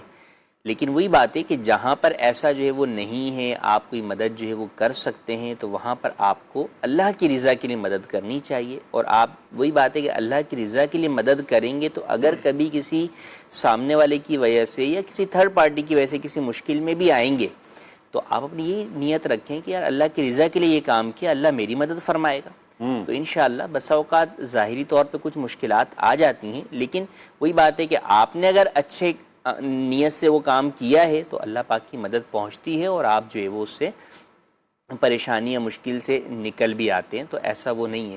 تو اوورآل مجموعی طور پہ ایک آدھ حادثے کی وجہ سے آپ بولیں کہ یار میں نے اب کسی کی مدد ہی نہیں کرنی، تو یہ جو ہے وہ مناسب رویہ بھی نہیں ہے، اور اسلامی تعلیمات کے بھی جو ہے وہ خلاف ہے۔ حتی الامکان مدد کرنی چاہیے۔ اب دیکھیں یوں تو آپ بہت جلدی میں جا رہے ہیں تو بس اوقات تو بھی آپ کو اگر کوئی لفٹ کے لیے مانگتا ہے تو آپ اس کو نہیں بٹھاتے کہ یار میں بھی بہت جلدی میں جا رہا ہوں۔ اختیار تو ہے نا مفتی صاحب، اختیار تو آپ کے پاس موجود ہے، وہی ہے کہ آپ کا یہ کانسیپٹ بنا لینا ہے کہ نہیں یار کسی کی مدد نہیں کرنی، یہ غلط ہے۔ مدد جتنی جس قدر ہو سکے، دیکھیں نا ایک شخص ہے کہ وہ جو ہے وہ سامنے والے کو پیسے دے کے مدد نہیں کر سکتا، اس کے پاس اتنے اپنے وسائل نہیں ہیں کہ وہ سامنے والے کی پیسوں سے مدد کرے، لیکن وہ کم سے کم یہ تو کر سکتا ہے کہ کسی کا ہاتھ پکڑ کے اسے روڈ کراس جو ہے وہ کروا دے، یہ تو کر سکتا ہے کہ کسی کو راستہ جو ہے وہ بتا دے۔ تو مدد کی بہت ساری صورتیں جو ہے وہ موجود ہیں، تو ضروری نہیں کہ آپ بولیں کہ جناب یہی والی مدد جو ہے وہ کرنی ہے۔ بھائی آپ سے ایک مدد نہیں ہو پا رہی، آپ نہ کریں، آپ دوسری مدد جو ہے وہ کر دیں، آپ کسی اور کے ساتھ کوئی اور مدد جو ہے وہ کر دیں۔ تو یوں جو ہے وہ مدد کے مختلف طریقے جو ہے وہ موجود ہیں جو ہمیں اپنانے چاہیے۔ میں یہاں پر چاہوں گا عاطف بھائی، جو بھلائی کے کاموں پر مدد، چونکہ بات ہی چل رہی ہے کچھ صورتوں کی کہ یہ انداز اپنایا جا سکتا ہے، تو کچھ صورتیں بیان فرما دیں مدد کے حوالے سے۔ بہت ساری صورتیں ایسے جو ہے وہ بھلائی کے کاموں پر مدد، جیسے کسی کو نیکی کی دعوت دے دینا ہے، جی ٹھیک ہے، اور وہ نیک اجتماعات میں لے کر آنے کے لیے اس کا معاون و مددگار بن جانا۔ مساجد ہیں تو مساجد میں روشنی کا انتظام کر دینا، اسی طرح گرمی ہے تو ٹھنڈک کا اہتمام کر دینا، اسی طرح کوئی غریب ہے تو اس کی مدد کر دینا، اسی طرح دین کی صحیح بات کسی تک پہنچانا، یہ بھی جو ہے وہ ایک سمجھیے کہ مدد کی صورت ہے۔ اور آج کے زمانے میں تو یہ سمجھیے کہ اس کی اہمیت زیادہ ہے کہ صحیح بات جو ہے وہ لوگوں تک پہنچائی جائے، کیونکہ مختلف طریقے سے عجیب و غریب طرح کے لوگ اور طرح طرح کی باتیں سب کرنے والے آج کل بہت ہے، تو صحیح بات دین کی پہنچا دینا، نیکی کی دعوت دیتے ہیں جو ان کی حوصلہ افزائی کرنا، یہ بھی گویا کہ ایک طرح سے دینی معاملے میں ان پر مدد ہے۔ اور اسی طرح اسی کے ساتھ ساتھ جو ہے وہ اچھے اخلاق اور اپنے عمل کے ذریعے لوگوں کو نیکی کی طرف راغب کرنا، یہ بھی ایک مدد کی صورت ہے کہ اپنا عمل ایسا ہو، نیکی کی دعوت دے، اپنے اخلاق ایسے اور کردار ایسا بنائے کہ لوگ دیکھ کر جو ہے وہ دین کی طرف راغب ہوں۔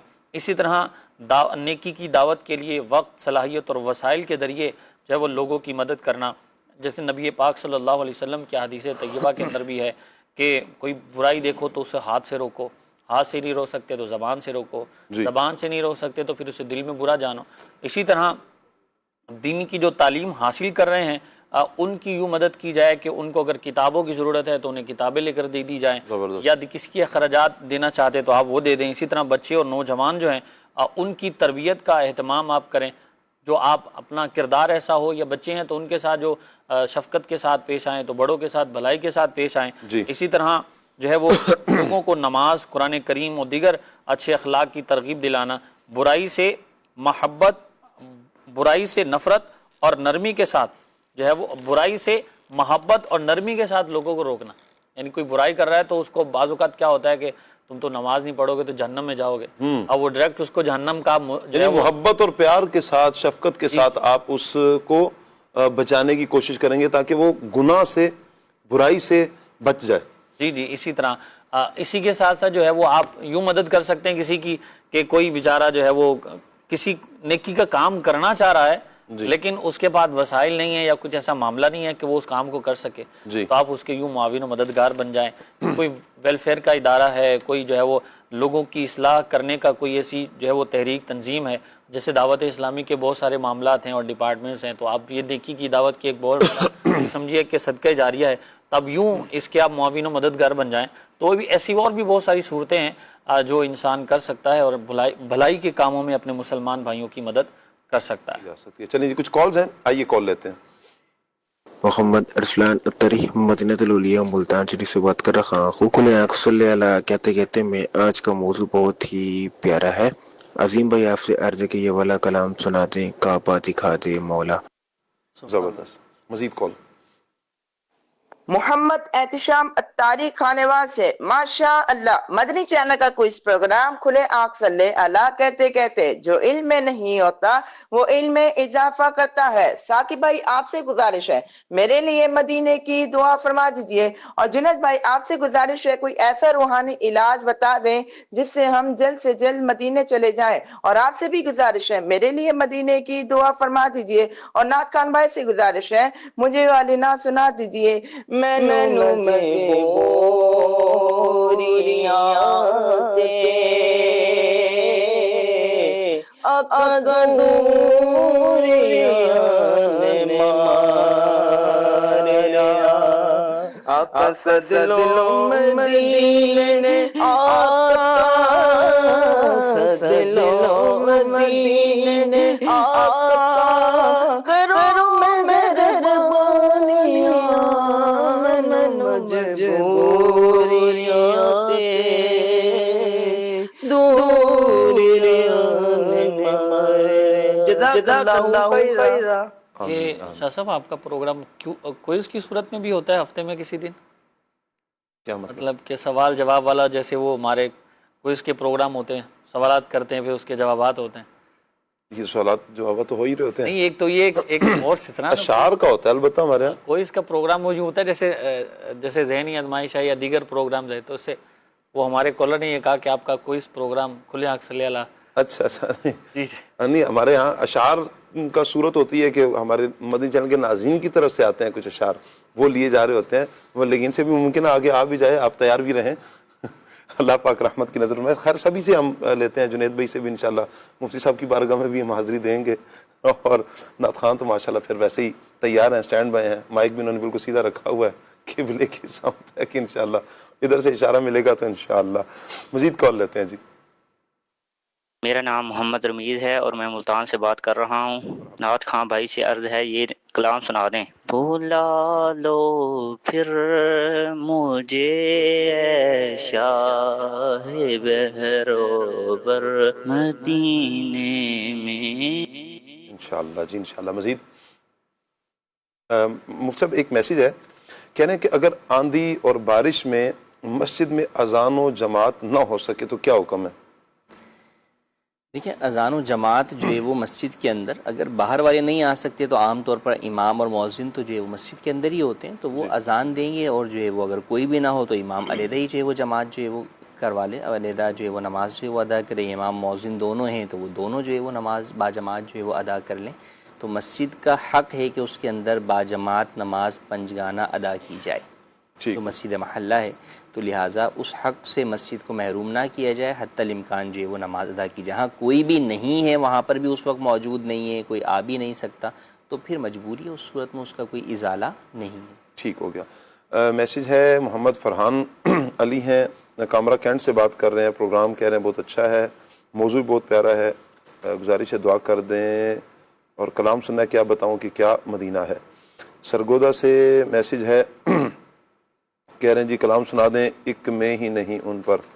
اچھا جی، مفتی صاحب سے میرا سوال ہے کہ جیسے ہم فرش کی دھلائی کرتے ہیں، فرش پر پوچھا لگاتے ہیں، تو فرش پر جو چھوٹے چھوٹے کیڑے مکوڑے ہوتے ہیں تو بعض اوقات مر جاتے ہیں.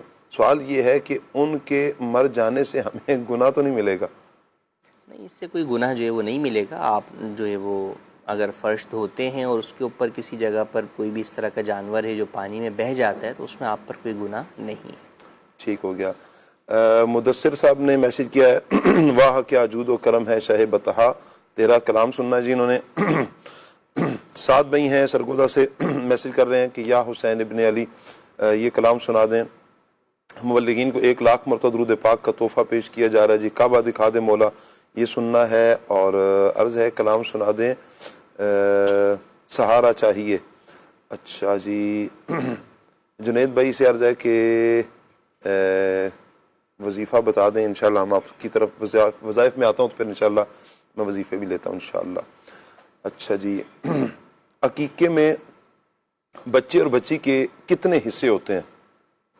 جی، لڑکے کے جو ہے وہ 2 بکرے اور لڑکی کے لیے 1 بکری. اور اگر بڑے جانور میں حصہ ڈال رہے ہیں تو 2 حصے جو ہے وہ بیٹے کی طرف سے، لڑکے کی طرف سے، اور 1 حصہ لڑکی کی طرف سے. یہ مستحب ہے، لیکن اگر کوئی کسی کی استطاعت نہیں ہے، وہ لڑکے کی طرف سے بھی 1 ہی کرتا ہے یا بکرے کی جگہ بکری ہی بھی کرتا ہے تو بھی جائز ہے، عقیقہ ہو جائے. ٹھیک ہو گیا. تنم فرسودہ جا پا رہا، اس کلام کی بھی فرمائش آئی ہے. اچھا مفتی صاحب، حق مہر میں جگہ نام کرنے کا مطالبہ کیا جاتا ہے، ایسا کرنا کیسا ہے؟ اور حق مہر کی رقم شوہر لے سکتا ہے؟ حق مہر تو عورت کا حق ہے، وہ عورت کو ہی جو ہے وہ دیا جائے گا. ہاں، شوہر اگر اس سے بطور قرض جو ہے وہ لیتا ہے تو ٹھیک ہے، لے سکتا ہے. لیکن قرض لینے کے اندر بھی بسا اوقات یہ ہوتا ہے کہ ایک تو ہے کہ اماؤنٹ لیا ہے تو اتنا ہی واپس کیا جائے گا، چاہے کئی سالوں کے بعد کیا جائے. لیکن بسا اوقات ہوتا ہے زیور جو ہے وہ لیا جاتا ہے. تو زیور میں یاد رکھیں کہ اگر تو زیور جو ہے وہ خالص پیور ہے، یعنی زیور بنا ہوا نہیں ہے، سونا ہے، جی سکہ وغیرہ ہے، سکہ یا اس ٹائپ کی کوئی چیز ہے، تو ٹھیک ہے. ایسی صورت میں اگر وہ قرض لیا ہے تو اب کئی سالوں کے بعد جب وہ قرض لوٹائے گا تو وہ اسی مقدار کے اندر وہ سونا لوٹائے گا. لیکن اگر زیور لیا ہے، بنا ہوا زیور ہے، تو پھر ایسی صورت کے اندر جو ہے وہ یہ قرض ہو ہی نہیں سکتا، کیونکہ زیور مثلی چیز نہیں ہے اور قرض مثلی چیزوں کا ہوتا ہے. کیونکہ جو زیور کا ڈیزائن آج موجود ہے وہ 4 سال کے بعد موجود رہے، یہ ضروری نہیں ہے. ڈائیاں چینج ہو جاتی ہیں اور بہت ساری چیزیں ہو جاتی ہیں، تو پھر اس کے احکامات جو ہے وہ جدا ہیں. اچھا، اب گھر کی جو مثال دی، تو گھر کے اندر بھی یہ کہ اگر تو متعین ابھی کر دیا کہ بھئی فلاں گھر جو ہے وہ لے کر جو ہے وہ دے رہے ہیں، وہ فلاں مکان نمبر یا وہ یہ ان کو حق مہر میں دیا ہے، تو ٹھیک ہے، ہو سکتا ہے. لیکن یہ کہ بھئی 60 گز کا جو ہے وہ گھر دیں گے، اب وہ 60 گز کا کون سا گھر ہے، وہ گاؤں میں، دیہات میں، شہر میں، ڈی ایچ اے میں کہاں، تو ہر ایک کی قیمتوں کا جو ہے وہ فرق جو ہے ہوگا، تو وہ درست نہیں ہے. کیونکہ مہر کا متعین اور معلوم ہونا بھی ضروری ہے، ورنہ اختلاف ہوگا. دینے کی باری آئے گی تو شوہر چاہے گا کہ جناب جو ہے وہ گاؤں دیہات کا کوئی 60 گز کا گھر دے دے، عورت یہ چاہے گی کہ نہیں جناب کراچی سے شہر کا جو ہے وہ مجھے جو ہے وہ چاہیے. تو دونوں میں زمین آسمان کا قیمتوں کا جو ہے وہ فرق ہو جائے گا، تو یہ اس طرح درست نہیں ہوگا. ہاں، موجود ہے گھر کہ بھئی فلاں گھر مکان نمبر فلاں وہ جو ہے وہ میں اس کو حق مہر میں دے رہا ہوں، تو پھر ٹھیک ہے. ٹھیک ہو گیا. اچھا مصعب، بسا اوقات حق مہر کی نا نکاح سے پہلے ہی ڈیمانڈ کی جا رہی ہوتی ہے کہ آپ نکاح سے پہلے ہی آپ لڑکی والوں کی طرف سے کہ آپ ہمیں دے دیں، تو یہ ڈیمانڈ حق مہر اولاً طے تو پہلے ہی کیا جاتا ہے. اب وہ جو دینے کا معاملہ ہے وہ در حقیقت تو ہے شب زفاف کے اندر. اگر مہر معجل ہے تو وہ شب زفاف میں جو ہے عورت تقاضا کر سکتی ہے. اس سے پہلے اگر جو ہے وہ لڑکے والے اپنی طرف سے جو ہے وہ دے رہے ہیں تو ٹھیک ہے، دینا جو ہے وہ جائز ہے. لیکن مطالبہ کرنا، یا بعض جگہ یہ ہوتا ہے کہ وہاں پر در حقیقت وہ لڑکی کو دیا ہی نہیں جا رہا ہوتا، بلکہ جو خاندان والے ہوتے ہیں وہ نکاح کرنے کے لیے وہ پیسوں کا تقاضا جو ہے وہ کر رہے ہوتے ہیں، اس کو حق مہر کا نام دے رہے ہوتے ہیں، یا بس اوقات کچھ اور نام جو ہے وہ دیا جا رہا ہوتا ہے. تو نکاح ہم اسی شرط پہ کریں گے کہ یہ پیسے ہمیں دو، لڑکی کو نہیں دو بلکہ ہمیں دو، تاکہ ہم اس سے اخراجات کریں یا اور دیگر معاملات کریں. تو یہ مطالبہ جائز نہیں. اچھا مصعب، حق مہر کے حوالے سے کہ نکاح ابھی ہوا نہیں ہے، اس سے پہلے ہی بساؤ کا دے دیا جاتا ہے، تو اس صورت میں بھی حق مہر ادا ہو جائے گا؟ باہمی رضامندی سے اگر دے دیا گیا ہے تو نکاح وہ ادا ہو جائے گا. آج کل یہ چل رہا ہے اس طرح، کیونکہ جب اجازت لینے کے لیے جاتے ہیں نا ساتھ ہی دے دیا جاتا ہے، تو پہلے ہی جو ہے نا وہ مہر دے دیا جاتا ہے لڑکی. وہ تو یہ ہے نا کہ لڑکی کو اسی وقت جو ہے وہ دیا جا رہا ہے کہ جب نکاح کے معاملات جو ہے وہ ہو رہے ہیں. اجازت ایک ہفتہ پہلے لی جاتی ہے. ان کے یہاں کچھ رسم ہوتی ہے, کچھ خاندان, کچھ برادری ایسی ہیں, ان کے سارے رشتہ دار جمع ہوتے ہیں. نکاح سے ایک ہفتہ پہلے کوئی چھٹی کا دن ہوتا ہے, اس میں سارے رشتہ دار وہاں پر جاتے ہیں لڑکی والوں کے. نکاح نامہ وغیرہ لے کر اجازت لی جاتی ہے. اجازت لینے کے بعد دستخط کروائے جاتے ہیں فارم پر. پھر وہیں پر جو ہے نا وہ مہر دے دیا جاتا ہے. بھئی یہ لڑکے والوں کی طرف سے آ گیا ہے مہر, یہ مہر بھی رکھ لو, دستخط بھی کر دیں. پھر ایک ہفتے کے بعد جو ہے نا وہ مسجد میں نکاح ہوگا اس طرح. ہاں تو ٹھیک ہے, اس میں کوئی حرج نہیں ہے. لڑکی کو ہی جب دیا جا رہا ہے تو اس میں کوئی حرج نہیں. اچھا ایک جگہ اتفاق ایسا ہوا, وہ نکاح میں جانا ہوا نا, نکاح پڑھانے کے لیے پوچھا بھائی حق مہر کتنا, تو انہوں نے یہ کہا کہ مہر میں جو ہے نا دلہن کو جو ہے نا سورہ نور کی تلاوت سنائے گا. اچھا ہاں اچھا, یہ شرط رکھی تھی کہ بھائی یہ مہر میں یہ مہر مقرر ہو جائے گا. تو کیا یہ بھی مہر مقرر ہو جاتا ہے؟ یہ مہر جو ہے وہ مقرر نہیں ہوگا, کیونکہ مہر کا مال ہونا جو ہے وہ شرط ہے. تو تلاوت قرآن کرنا یہ جو ہے وہ مال نہیں ہے, چونکہ تلاوت قرآن تو عبادت ہے جی, تو لہٰذا جو ہے وہ یہ حق مہر جو ہے وہ قرار نہیں دیا جا سکتا. ایک اور میسیج ہے عبد الماجد بھائی کا, ملتان سرہ مدینہ سے. سلسلہ بہت پیارا ہے, سب مبلغین بہت پیارے ہیں جی. اللہ پاک سب کو برکتیں عطا فرمائے, نظر بد سے بچائے. کلام سننا ہے, مدینے سے بلاوا آ رہا ہے. اچھا جی, آج جو عیب کسی پر کھلنے نہیں دیتے, اس کلام کی کہا ہے کعبے کے بدر الدجا, اس کلام کی فرمائش کی ہے.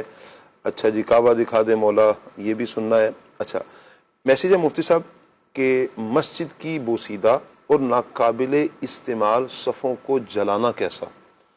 نہیں, جلایا تو نہیں جائے گا. اگر تو دیکھیں ایک یہ ہے کہ وہ بسا اوقات وہ جو چٹائی وغیرہ کی ہوتی ہیں وہ اتنی بوسیدہ ہو گئی ہیں کہ اب وہ بکیں گی بھی نہیں, کچھ بھی نہیں ہوگا, تو ٹھیک ہے, اس کو جلانے میں حرج نہیں ہے.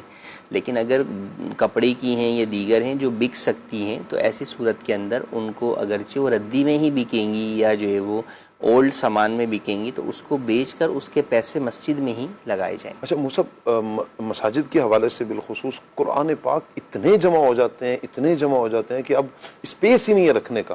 اس صورت میں کیا کیا جائے؟ دیکھیں, اولاً تو اس کے اندر انتظامیہ کو سب سے پہلے یہ اہتمام کرنا چاہیے کہ نہ بولنے کا طریقہ سیکھیں. نہ بولنے کا, کیونکہ ہماری انتظامیہ یا دیگر لوگ جو ہوتے ہیں نا, ان کا بھائی ایک ہی ہوتا ہے کہ جو آ رہا ہے آنے دو. لیکن قرآن پاک, اچھا انتظامیہ کا بھی ہوتا ہے, قرآن کو کیسے منع کریں ہم؟ ہاں تو یہ منع کرنا پڑے گا آپ کو. تو آپ ان کو واضح کریں, بلکہ جمعہ میں امام صاحب سے اعلان کروا دیں کہ بھائی قرآن کریم جو ہے وہ مزید مسجد میں نہ رکھوائیں آپ جی. اور جو قرآن کریم اضافی ہیں وہ جو ہے وہ آپ قریب میں دوسرے مدرسے کے اندر بھی جو ہے وہ دے سکتے ہیں. ایسا مدرسہ جہاں پر جو ہے وہ اہل سنت کا جہاں پہ بچے پڑھتے ہیں تو وہاں ضرورت اور حاجت ہوتی ہے جی, تو وہاں پر آپ کر دیں. اسی طریقے سے یہ اعلان کیا جا سکتا ہے کہ بھئی فلاں مدرسہ ہے, وہاں پر یہ والا قرآن کریم 16 لائن کا یا 15 لائن کا یہ جو ہے وہ پڑھا جاتا ہے, تو لہٰذا اگر آپ کو قرآن کریم ایصال ثواب کے لیے دینا ہے تو یہ والا قرآن آپ فلاں مدرسے میں جو ہے وہ دے دیں جی. تو یوں ذہن بنائیں. یہ صرف قرآن نہیں ہے, تو ہمارے ہاں جو ہے وہ چلی ہوئی, لیکن بعض جگہوں پر گاؤں دیہات میں لوٹوں کا سلسلہ ہوتا ہے, دریوں کا سلسلہ ہوتا ہے. اسی طرح سے ہمارے ہاں بھی شہر کے اندر بھی رمضان کے اندر امام صاحب کے اتنے مصلے آ جاتے ہیں کہ شاید امام صاحب جو ہے نا وہ اگر ان سب کو بچھا دیں تو کہاں سے کہاں پہنچ جائیں. جی, درجات امام صاحب کے بہت بلند ہوتے ہیں. تو بھئی امام صاحب نے مصلے, ایک مصلے پہ نماز پڑھنی, ایک مصلہ شاید سالوں چلتا ہے, وہ کوئی خراب بھی نہیں ہوتا وہ, تو لہٰذا یہ منع کرنا پڑے گا کہ بھئی یہ چیز نہ دیں, اس کے بجائے مسجد کو فلاں چیز کی حاجت ہے, فلاں چیز جو ہے وہ دے دیں. تو یوں اعلان کریں, اور جو دینے کے لیے آئے تو مؤذن صاحب خادم ان کو بولیں کہ نہیں لیں, منع کر دیں کہ بھئی ہماری مسجد کو حاجت نہیں ہے. بڑا چھپ کے رکھتے ہیں. اچھا میں آپ کو عرض کروں کہ اکثر تجربہ مدنی چینل کے ناظرین کو بھی ہوا ہوگا کہ یہ جو ہوتے ہیں مقدس اوراق, جیسے قرآن پاک کچھ شہید ہو گیا یا کچھ ایسے صفحات ہیں, کچھ بکس ہیں, دینی بکس ہیں, اب ان کو کیا کیا جائے؟ گھر والوں کو سمجھ میں نہیں آ رہی ہوتی, کیا کریں؟ اٹھاؤ مسجد میں بھیج دو. اچھا وہ لائیں گے, پورا ایک شاپر لے کر آئے گا, لا کر بڑی خاموشی کے ساتھ, اچھا ویسے پتا ہوگا کہ ادھر خادم منع کر دے گا, مؤذن صاحب منع کر دیں گے, تو انہوں نے لا کرنا, چپکے سے لانا ہے اور رکھ دینا ہے. بعد میں انکشاف ہوتا ہے بھئی یہ اب اس کا کیا کریں. ایک پھر اگر یوں ہی 2 4 5 7 بندے لے کر آ جائے تو وہ ڈھیر لگا ہوتا ہے مفتی صاحب. اب ان کا کیا کیا جائے؟ اچھا بسا اوقات مفتی صاحب کتابیں ہوتی ہیں, دینی کتابیں ہوتی ہیں, اچھا نہ تو یہ پتہ ہوتا ہے کہ یہ ہماری ملک میں ہے, نہ ہی پتہ ہوتا ہے مسجد کی ملک میں ہے. مسجد کی ملک میں چلے مسجد میں رکھ دی ہے, جگہ ہی نہیں ہے, تو نہ تو ہم ٹھنڈا کرنے کے قابل ہو رہے ہوتے ہیں, نہ کچھ سنبھالنے کے قابل ہو رہے ہوتے ہیں.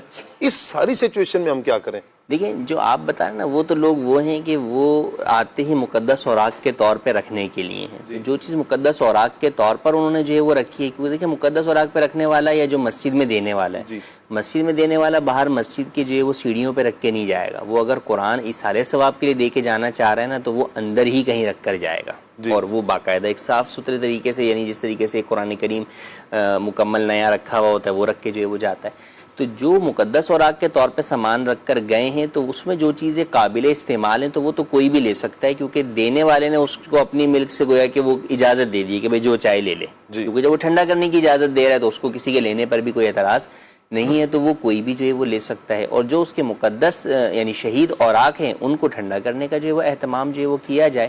مسجد انتظامیہ منع تو کرتی ہے, بالکل منع کرنا چاہیے, لیکن اگر جو ہے وہ کوئی بھی رکھ کے جائے تو پھر یہ کہ جو ایسے طریقے ہیں یا ایسے لوگ ہیں کہ جو مقدس اوراق اٹھا کر ٹھنڈا کرتے ہیں, اسے دعوت اسلامی کا بھی ایک شعبہ ہے, تو وہ ان سے رابطہ کر کے جو ہے وہ وہاں پر پہنچا دیں کہ بھئی یہ آپ آ کر جو ہے وہ لے جائیں, یا آپ وہاں تک پہنچا دیں تاکہ وہ ٹھنڈے کر دیے جائیں. اور جہاں تک اس بات کا تعلق ہے کہ جو لوگ ایصال ثواب کے لیے چیزیں رکھ کر جو ہے وہ جاتے ہیں, تو دیکھیں اس کے اندر وہی بات ہے کہ اولاً اہتمام کرنا پڑے گا اس بات کا کہ لوگوں کو اویئرنیس دینی پڑے گی کہ مسجد کو کس چیز کی حاجت ہے, کس چیز کی جو ہے وہ نہیں ہے, اور بار بار ہر جمعے آپ جو ہے وہ یہ اعلان جو ہے وہ کریں, یا ہر دوسرے جمعے جو ہے وہ اعلان کریں, تو اس سے یہ ہوگا کہ اس میں کمی آئے گی. دیکھیں کہ اگر 10 افراد رکھنے والے ہیں تو کم سے کم 9 نہیں رکھیں گے, 1 رکھ کر ہی آئے گا. ٹھیک ہے, تو اس ایک کو جو ہے وہ مہینے کے اندر یا 2 مہینے میں 6 مہینے میں مسجد انتظامیہ غور کر لے کہ کتنی حاجت ہے اور کتنی ہم کسی قریبی مدرسے میں دے سکتے ہیں جب مدرسے کو حاجت بھی ہو.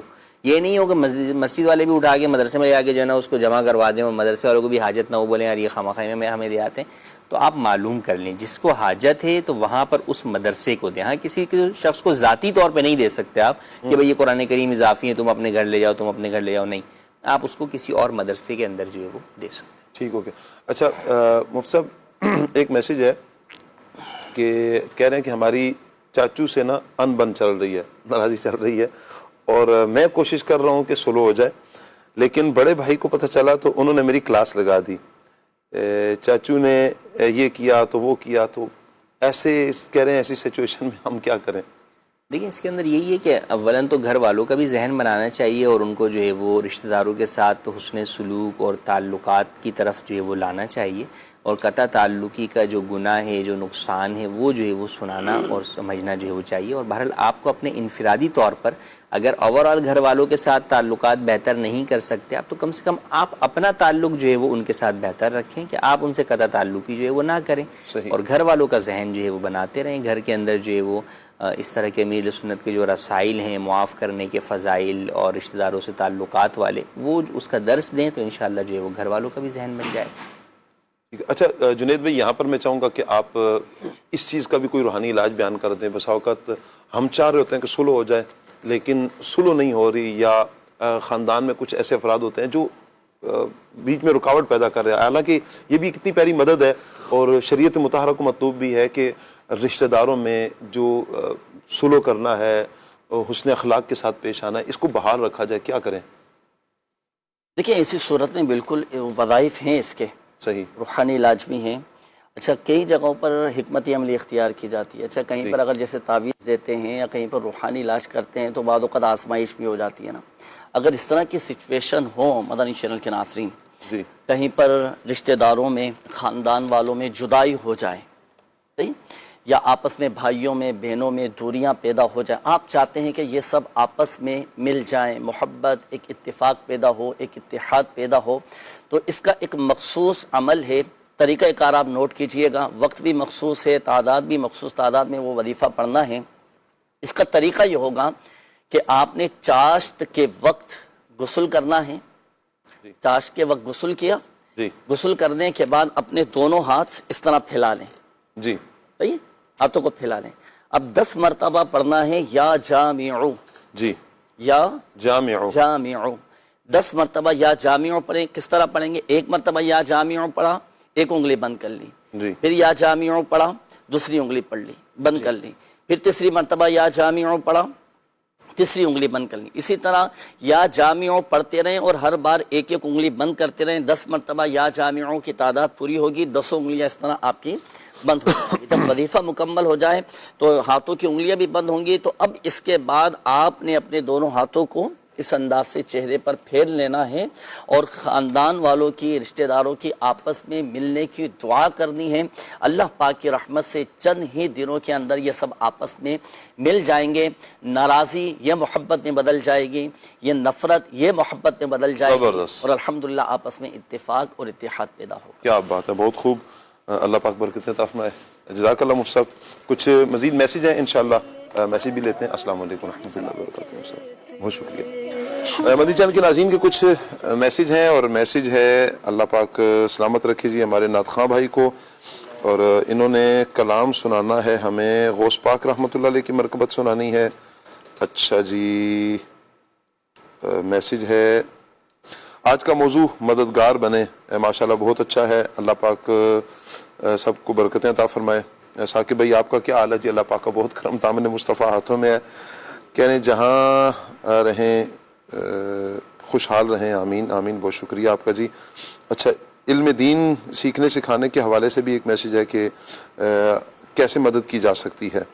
اچھا، جنید بھائی سے عرض ہے کہ نماز میں بھول جانا اور وظائف بھی بھول جاتے ہیں بسا اوقات، نماز میں بسا اوقات یہ کیفیت ہوتی ہے نماز کتنی رکعتیں ہو گئیں، یہ پڑھا یہ نہیں پڑھا، ایک تو یہ بھول جاتے ہیں، اور دوسرا وظائف جو دیے جاتے ہیں بسا اوقات یہ وظائف بھی بندہ بھول جاتا ہے، اس صورت میں کیا کیا جائے؟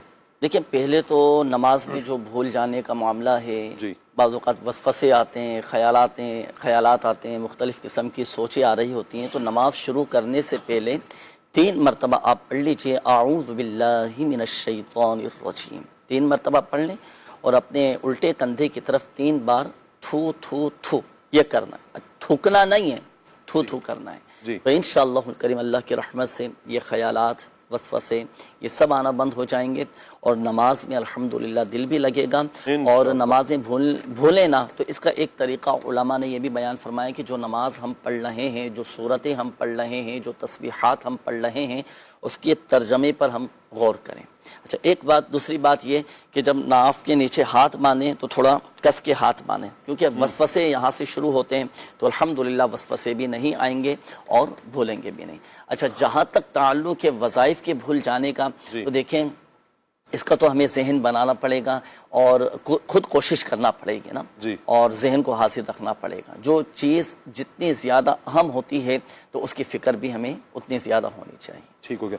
اچھا جنید بھائی، ایک میسیج ہے کہ کہہ رہے ہیں کھلے آنکھ صلی اللہ کہتے کہتے بہت اچھا پروگرام ہے، بہت شکریہ آپ کا۔ جنید بھائی سے عرض ہے کہ نافرمان اولاد کو فرما بردار بنانے کا کوئی وظیفہ بیان کریں۔ اس کے 2 روحانی علاج میں عرض کرتا ہوں، زبردست، تو دونوں میں سے جو آسان ہو اس پر عمل کریں انشاءاللہ۔ 2-3 ماشاءاللہ، رہ رحمت جوش پر ہے، اس میں بھی یہ بھی مدد ہے نا، خیر خواہی کی نیت سے اس لیے عرض کر رہا ہوں کہ اچھا بعض اوقات وہ نہیں پڑھ پاتی اس وقت میں، اچھا بھائی اس وقت میں نہیں پڑھتے تو دوسرا بھی وظیفہ عرض کر دیتے، اس پر عمل کر لیں آپ، زبردست، فائدہ ہوگا انشاءاللہ۔ لیکن نافرمان اولاد جب سو جائے تو اس کے سرانے کھڑے ہو کر سورۃ البروج کی یہ 2 آیات، بسم اللہ الرحمن الرحیم بل هو قرآن مجید فی لوح محفوظ، یہ آپ نے 1 مرتبہ پڑھنی ہے، دونوں آیتیں، اور 21 دن تک آپ پڑھیں، اللہ کی رحمت سے یہ نافرمان اولاد تابع فرمان ہو جائے گی، اطاعت گزار ہوگی۔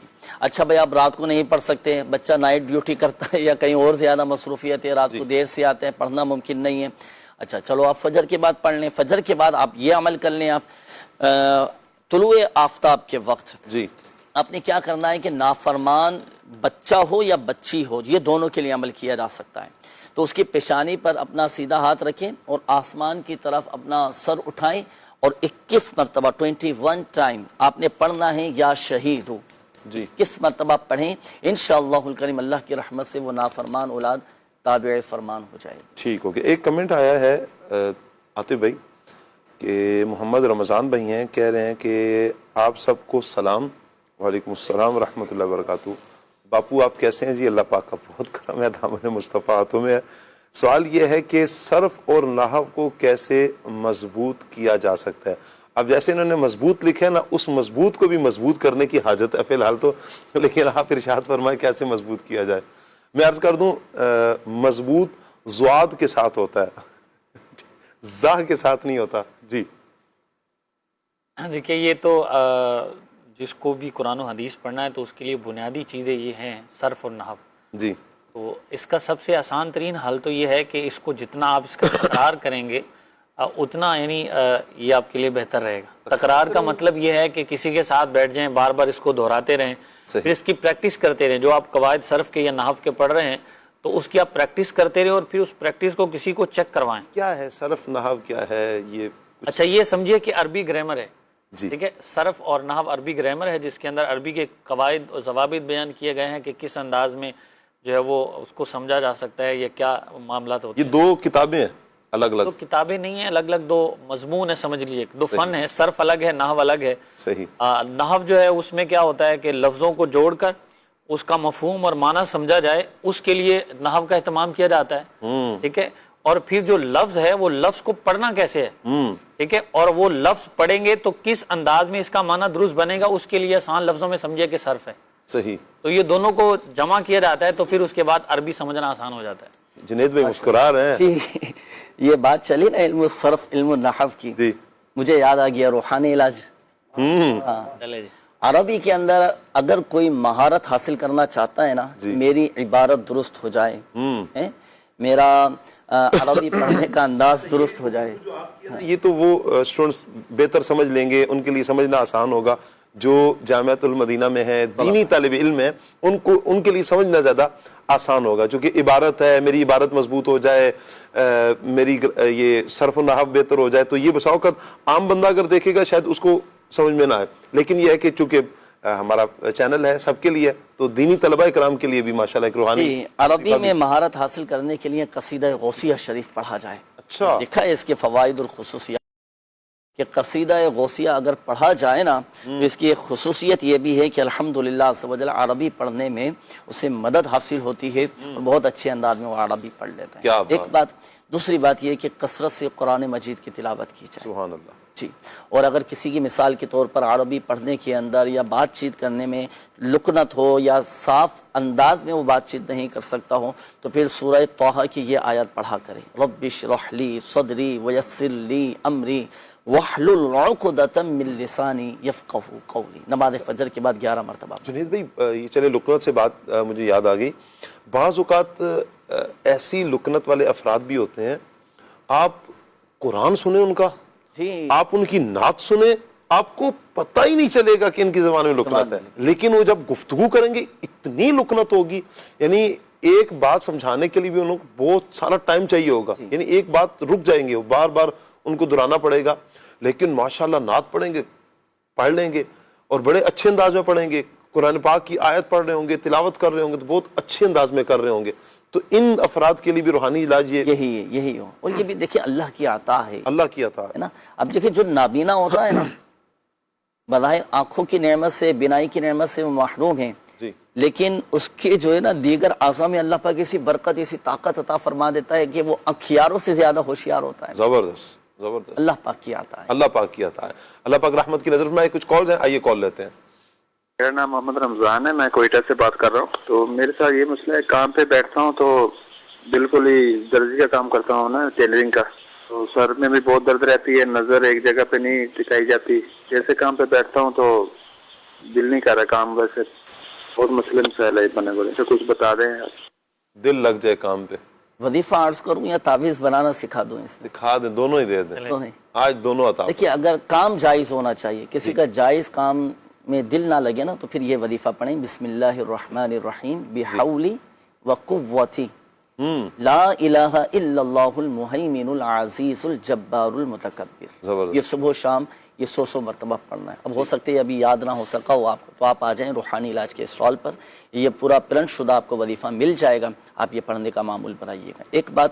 اچھا دوسری بات یہ کہ آپ ایک سادے سے کاغذ پر آپ لکھیں 101 مرتبہ یا اللہ, اس میں جلالت لفظ اللہ یا اللہ لکھنا ہے. اچھا اب اس میں ایک احتیاط یہ کرنی ہے کہ جب بھی اس میں جلالت لفظ اللہ لکھا جائے نا تو اب اس پر تشدید اور کھڑا زبر یہ لازمی لگائیں. اور اس کا جو دائرہ ہے ہاں اس کا بھی دائرہ کھلا ہوا ہونا چاہیے. اس احتیاط کے ساتھ لکھیں اور لکھ کر اب اس کا تعویذ بنا کر گلے میں پہننے, بازو میں باندھنے, تو الحمدللہ کام کاج میں دل لگے گا انشاءاللہ. انشاءاللہ بچوں کی ویڈیو ریڈی ہے ہمارے پاس, آئیے ویڈیو دیکھتے ہیں.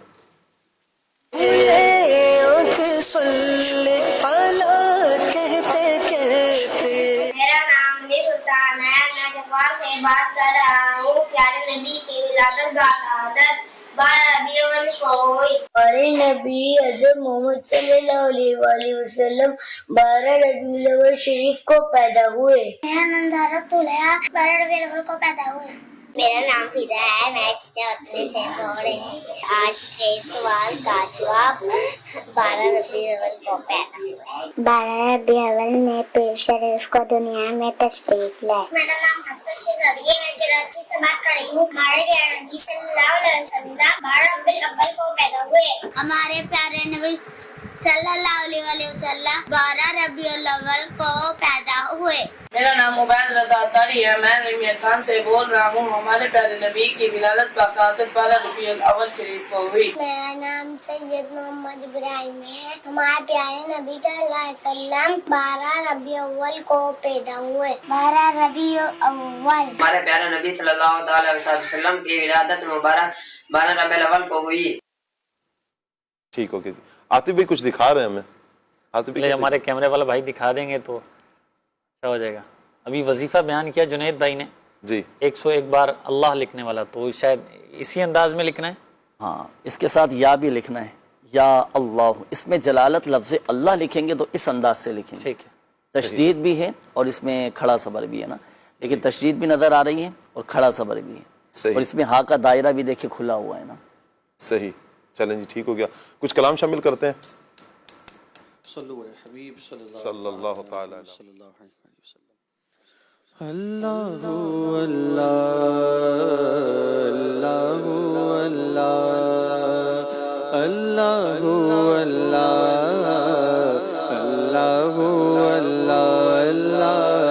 अल्लाहु अल्लाह अल्लाहु अल्लाह हर आँख चाहती है काबा दिखा दे मौला। अल्लाह मेरे अल्लाह मेरे अल्लाह मेरे अल्लाह मेरे हर आँख चाहती है काबा दिखा दे मौला। हसरत पुकारती है हसरत पुकारती है काबा दिखा दे मौला। काबा दिखा दे मौला काबा दिखा दे मौला काबा दिखा दे मौला काबा दिखा दे मौला। अल्लाहु अल्लाह अल्लाहु अल्लाह एहराम फिर पहन कर तवाफ़े हरम करूँ मैं। अल्लाह मेरे अल्लाह मेरे अल्लाह मेरे अल्लाह मेरे एहराम फिर पहन कर तवाफ़े हरम करूँ मैं। मेरी दुआ यही है मेरी दुआ यही है काबा दिखा दे मौला काबा दिखा दे मौला काबा दिखा दे मौला काबा दिखा दे मौला काबा दिखा दे मौला। क्या बताऊं कि क्या मदीना है क्या बताऊं मैं क्या बताऊं क्या बताऊं कि क्या मदीना है क्या बताऊं क्या बताऊं क्या बताऊं कि क्या मदीना है। बस मेरा मुद्दा मदीना है मदीना है क्या बताऊं उठ के जाऊं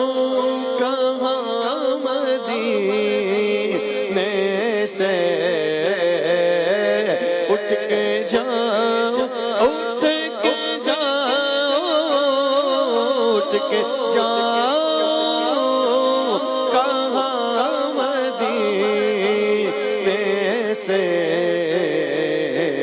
کیا کوئی دوسرا مدینہ ہے مدینہ ہے کیا بتاؤں میں کیا بتاؤں میں کیا بتاؤں. اللہ اکبر. اللہ پاک نبی رحمت صلی اللہ تعالیٰ علیہ وآلہ وسلم کے دربار گوہربار کی باادب حاضری ہم سب کو نصیب فرمائے. کل کا سبق کیا ہوگا آئیے دیکھتے ہیں. جی کل کا سبق انشاءاللہ ہم دیکھتے ہیں. سوال ہے ہمارے پیارے نبی صلی اللہ علیہ وآلہ وسلم کی ولادت باسعادت کس دن ہوئی؟ ہمارے پیارے نبی صلی اللہ علیہ وآلہ وسلم کی ولادت باسعادت یعنی حضور کی پیدائش کس دن ہوئی؟ اس کا جواب ہے ہمارے پیارے نبی صلی اللہ علیہ وآلہ وسلم کی ولادت باسعادت پیر کے دن ہوئی. ہمارے پیارے نبی صلی اللہ علیہ وآلہ وسلم کی ولادت باسعادت پیر کے دن ہوئی. آپ نے اس کا جواب ہمیں دینا ہے. اللہ پاک رحمت کی نظر فرمائے. جنید بھائی آپ سے ایک اسلام بھائی نے وظیفہ لیا تھا مدینہ پاک حاضری کے حوالے سے, وہ ارشاد فرما دیجئے. ایک ایسا وظیفہ ہے, اس وظیفے کا نام ہی مدینہ مانگ لو. واہ. اور یہ روحانی علاج کے اسٹال پر بھی الحمدللہ پیش شدہ یہ وظیفہ دیا جاتا ہے. امیر اہل سنت دامت برکاتہم العالیہ نے یہ وظیفہ عطا فرمایا. مختلف حاجتوں کے لیے بھی کیا جا سکتا ہے یہ وظیفہ, اور حاضری مدینہ کے اسباب بن جائیں, حج کے اسباب بن جائیں, مدینہ شریف کی حاضری کے اسباب بن جائیں تو یہ وظیفہ ضرور کیجیے گا. وظیفہ کیا ہے دیکھیں, عام دنوں میں بھی کر سکتے ہیں لیکن خصوصیت کے ساتھ جمعہ کے دن یہ لازمی عمل کیجیے گا. نماز عصر ادا کریں, نماز عصر ادا کرنے کے بعد قبلہ رو بیٹھے بیٹھے آپ پڑھیں یا اللہ یا رحمان یا رحیم, بکثرت پڑھتے رہیں پڑھتے رہیں پڑھتے رہیں یہاں تک کہ غروب آفتاب ہو جائے. جیسے ہی غروب آفتاب ہو جائیں گڑ گڑا کر حضور دل کے ساتھ یقین کامل کے ساتھ اللہ پاک کی بارگاہ میں حج کے اسباب بن جانے, مدینہ طیبہ کی حاضری کے اسباب بن جانے کے لیے دعا کیجیے. پھر جیسے ہی اذان شروع ہو, اذان مغرب شروع ہو, دعا موقوف کر دیجیے. یہ عمل کریں انشاءاللہ الکریم اللہ پاک کی رحمت سے غیبی طور پر اسباب بن جائیں گے, آپ کے لیے راہیں کھلتی ہوئی چلی جائیں گے. وظیفہ پڑھنے کے ساتھ ساتھ درود پاک کی کثرت بھی کریں. بات ہوتی ہے عشق کی, تڑپ کی, اپنے دل میں ایک تڑپ ایک عشق بھی رکھیں. انشاءاللہ الکریم اللہ کی رحمت سے حاضری کے اسباب بنیں گے انشاءاللہ. عاطف بھائی موضوع کی طرف آتے ہیں. کچھ میں چاہوں گا آخر میں آپ کی طرف سے پیغام غریب مسلمانوں کی مدد کرنے کے حوالے سے میں چاہوں گا کہ کچھ صورتیں بیان فرما دی جائیں. سمجھے کہ محتاجوں, غریبوں اور یتیموں کی مدد کرنا یہ ہمارے اسلام کا بنیادی درس ہے. جی. اور دین اسلام نے خاص طور پر اس بات کی تلقین ارشاد فرمائی ہے کہ جو محتاج ہیں, نادار ہیں, غریب ہیں, یتیم ہیں, ان کے ساتھ بھلائی والا اور احسان والا معاملہ کیا جائے اور ان کی دلجوئی کی جائے, جتنا ہو سکتا ہے ان کی مدد کی جائے. اور یہ اللہ تبارک و تعالیٰ کو بڑا محبوب عمل ہے. اور حدیث پاک میں بھی اس کے بارے میں ارشاد فرمایا گیا کہ جس نے کسی مسلمان کو نفع پہنچایا تو فرمایا جو تم میں سے کوئی کسی کو نفع پہنچا سکتا ہے تو اسے چاہیے کہ وہ نفع پہنچائے.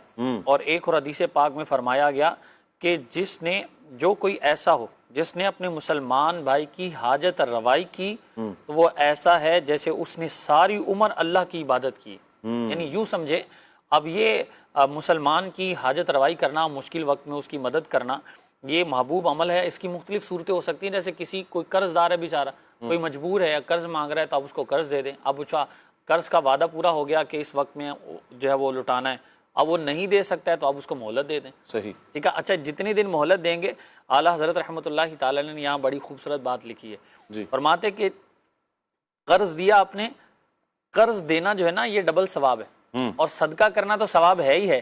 کہ صدقہ آپ نے کیا ہے وہ حاجت مند, وہ صدقہ جس کو دیا ضروری نہیں ہے کہ جس پر آپ صدقہ کر رہے ہیں اس کو اس چیز کی ضرورت بھی ہو, لیکن جو آپ قرض دے رہے ہیں تو قرض آپ نے ایک جو ہے وہ حاجت مند بھی ہے, دوسرا آپ نے اس کے ساتھ بھلائی والا معاملہ کیا ہے. اور پھر فرمایا کہ اب قرض دار کو جتنے دن آپ مہلت دیں گے ہر دن اتنا مال صدقہ کرنے کا ثواب بھی آپ کو ملے گا. تو یہ اگر آپ یوں انداز بھی اختیار کیا جا سکتا ہے, جیسے آپ روڈ پر جا رہے ہیں, کسی کی بائک کا پیٹرول ختم ہو گیا, آپ اس کو کیا کریں, آپ پیٹرول اس کو دے دیں, آپ نہیں دے سکتے تو پیٹرول پمپ تک اس کو پہنچا دیں.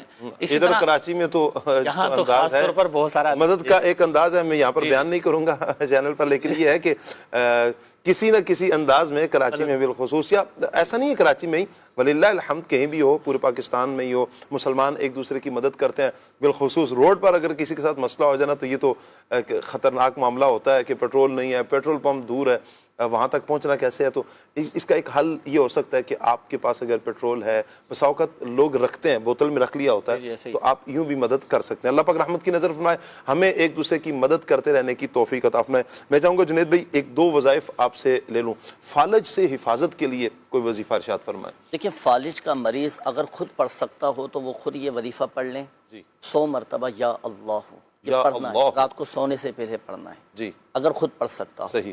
نہیں پڑھ سکتا تو گھر کا کوئی ایسا فرد کہ جو اگر اس پر عمل کرنا چاہے تو وہ یہ عمل کرے کہ ایک رکابی لیں. رکابی, ہاں, رکابی یعنی پلیٹ.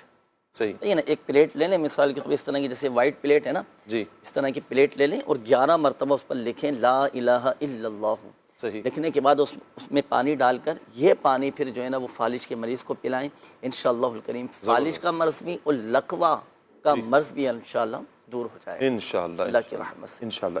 ایک اور ہے ہیپاٹائٹس سے حفاظت کے لیے بھی کوئی. دیکھیں, ہیپاٹائٹس جو ہے نا, اس کا ایک عمل تو یہ ہے کہ سورہ بینہ قرآن پاک کے 30ویں پارے میں جب بھی دوپہر کا کھانا کھائیں یا رات کا کھانا کھائیں تو جس کے تلفظ درست ہوں, صحیح خواہ, صحیح, جس کے قواعد و مخارج درست ہوں, وہ پڑھ کر یا پڑھوا کر اس کھانے پر دم کروا لیں, پھر یہ دم کیا ہوا یہ کھانا کھائیں. انشاءاللہ الکریم یرقان, ہیپاٹائٹس, یہ سب الحمدللہ دور ہو جائیں گے. اچھا بچے جو, اچھا آپ مکمل کریں گے یا ہو گیا؟ ایک یہ ہوا.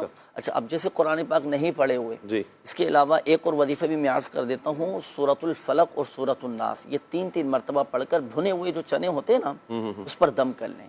اب یہ دم کیے ہوئے چنے جو ہے نا ہیپاٹائٹس کا مریض یہ کھاتا رہے, تو الحمدللہ سبحان یہ ختم ہو جائے گا. ٹھیک ہو گیا. بچے نو مولود بچے ہیں, پیدائش کے فوراً بعد انہیں پیلیا ہو جاتا ہے بسا اوقات, تو یہ تو تقریباً اب بچوں کے ساتھ ہو رہا ہے یہ معاملہ نا.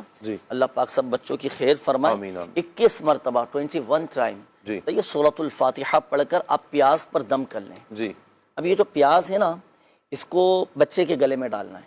اچھا جی, اب آپ بولیں پیاز اتنی بڑی ہوتی ہے, بچہ چھوٹا ہے, کیسے گلے میں ڈالیں؟ جی, تو ضروری نہیں ہے پوری پیاز لیں, اس کا ایک چھلکا لے لیں, اندر کا اوپر کا اتار کر اندر کا جو چھلکا ہوتا ہے 21 مرتبہ آپ سورۃ الفاتحہ پڑھ کے اس پہ دم کر لیں, پھر یہ بچے کے گلے میں ڈال دیں. صحیح. ایک یہ ہوا. اسی طرح سورۃ الحشر کی پہلی جو آیت ہے سبح للہ ما فی السماوات و ما فی الارض وهو العزیز الحکیم, یہ 101 مرتبہ پڑھ کر یہ بچے پر دم کر دیں. ٹھیک ہو گیا جی. اللہ پاک رحمت کی نظر فرمائے, تمام مریضوں کو شفا عطا فرمائے, دونوں جہانوں کی بلائیاں ہم سب کا مقدر فرمائے. اللہ پاک سے دعا کرتے ہیں کہ اللہ پاک یہ پروگرام آج کا یہ سلسلہ اپنی بارگاہ میں قبول فرمائے. دوران سلسلہ اگر ہم سے دانستہ طور پر یا غیر دانستہ طور پر جان بوجھ کر یا انجانے میں کوئی غلطی سرزد ہوگی, اللہ پاک سے ہم معافی کے خواستگار ہیں. اللہ پاک اپنی رحمت سے ہماری خطاؤں سے درگزر فرمائے. آمین بجاہ خاتم النبیین صلی اللہ علیہ وسلم. سبحانک اللہم و بحمدک, اشہد ان لا الہ الا انت, استغفرک و اتوب الیک. پڑھتے ہیں صلاۃ السلام کی طرف. اے شہنشاہ مدینہ الصلاۃ والسلام زینت عرش معلا الصلاۃ والسلام جب فرشتے قبر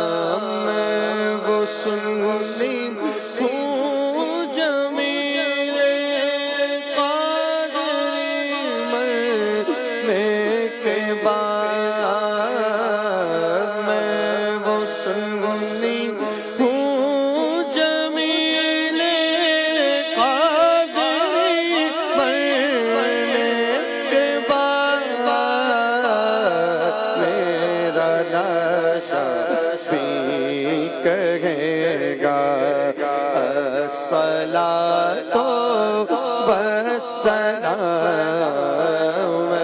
शहंशाह है मदीना अस्सलातो वस्सलाम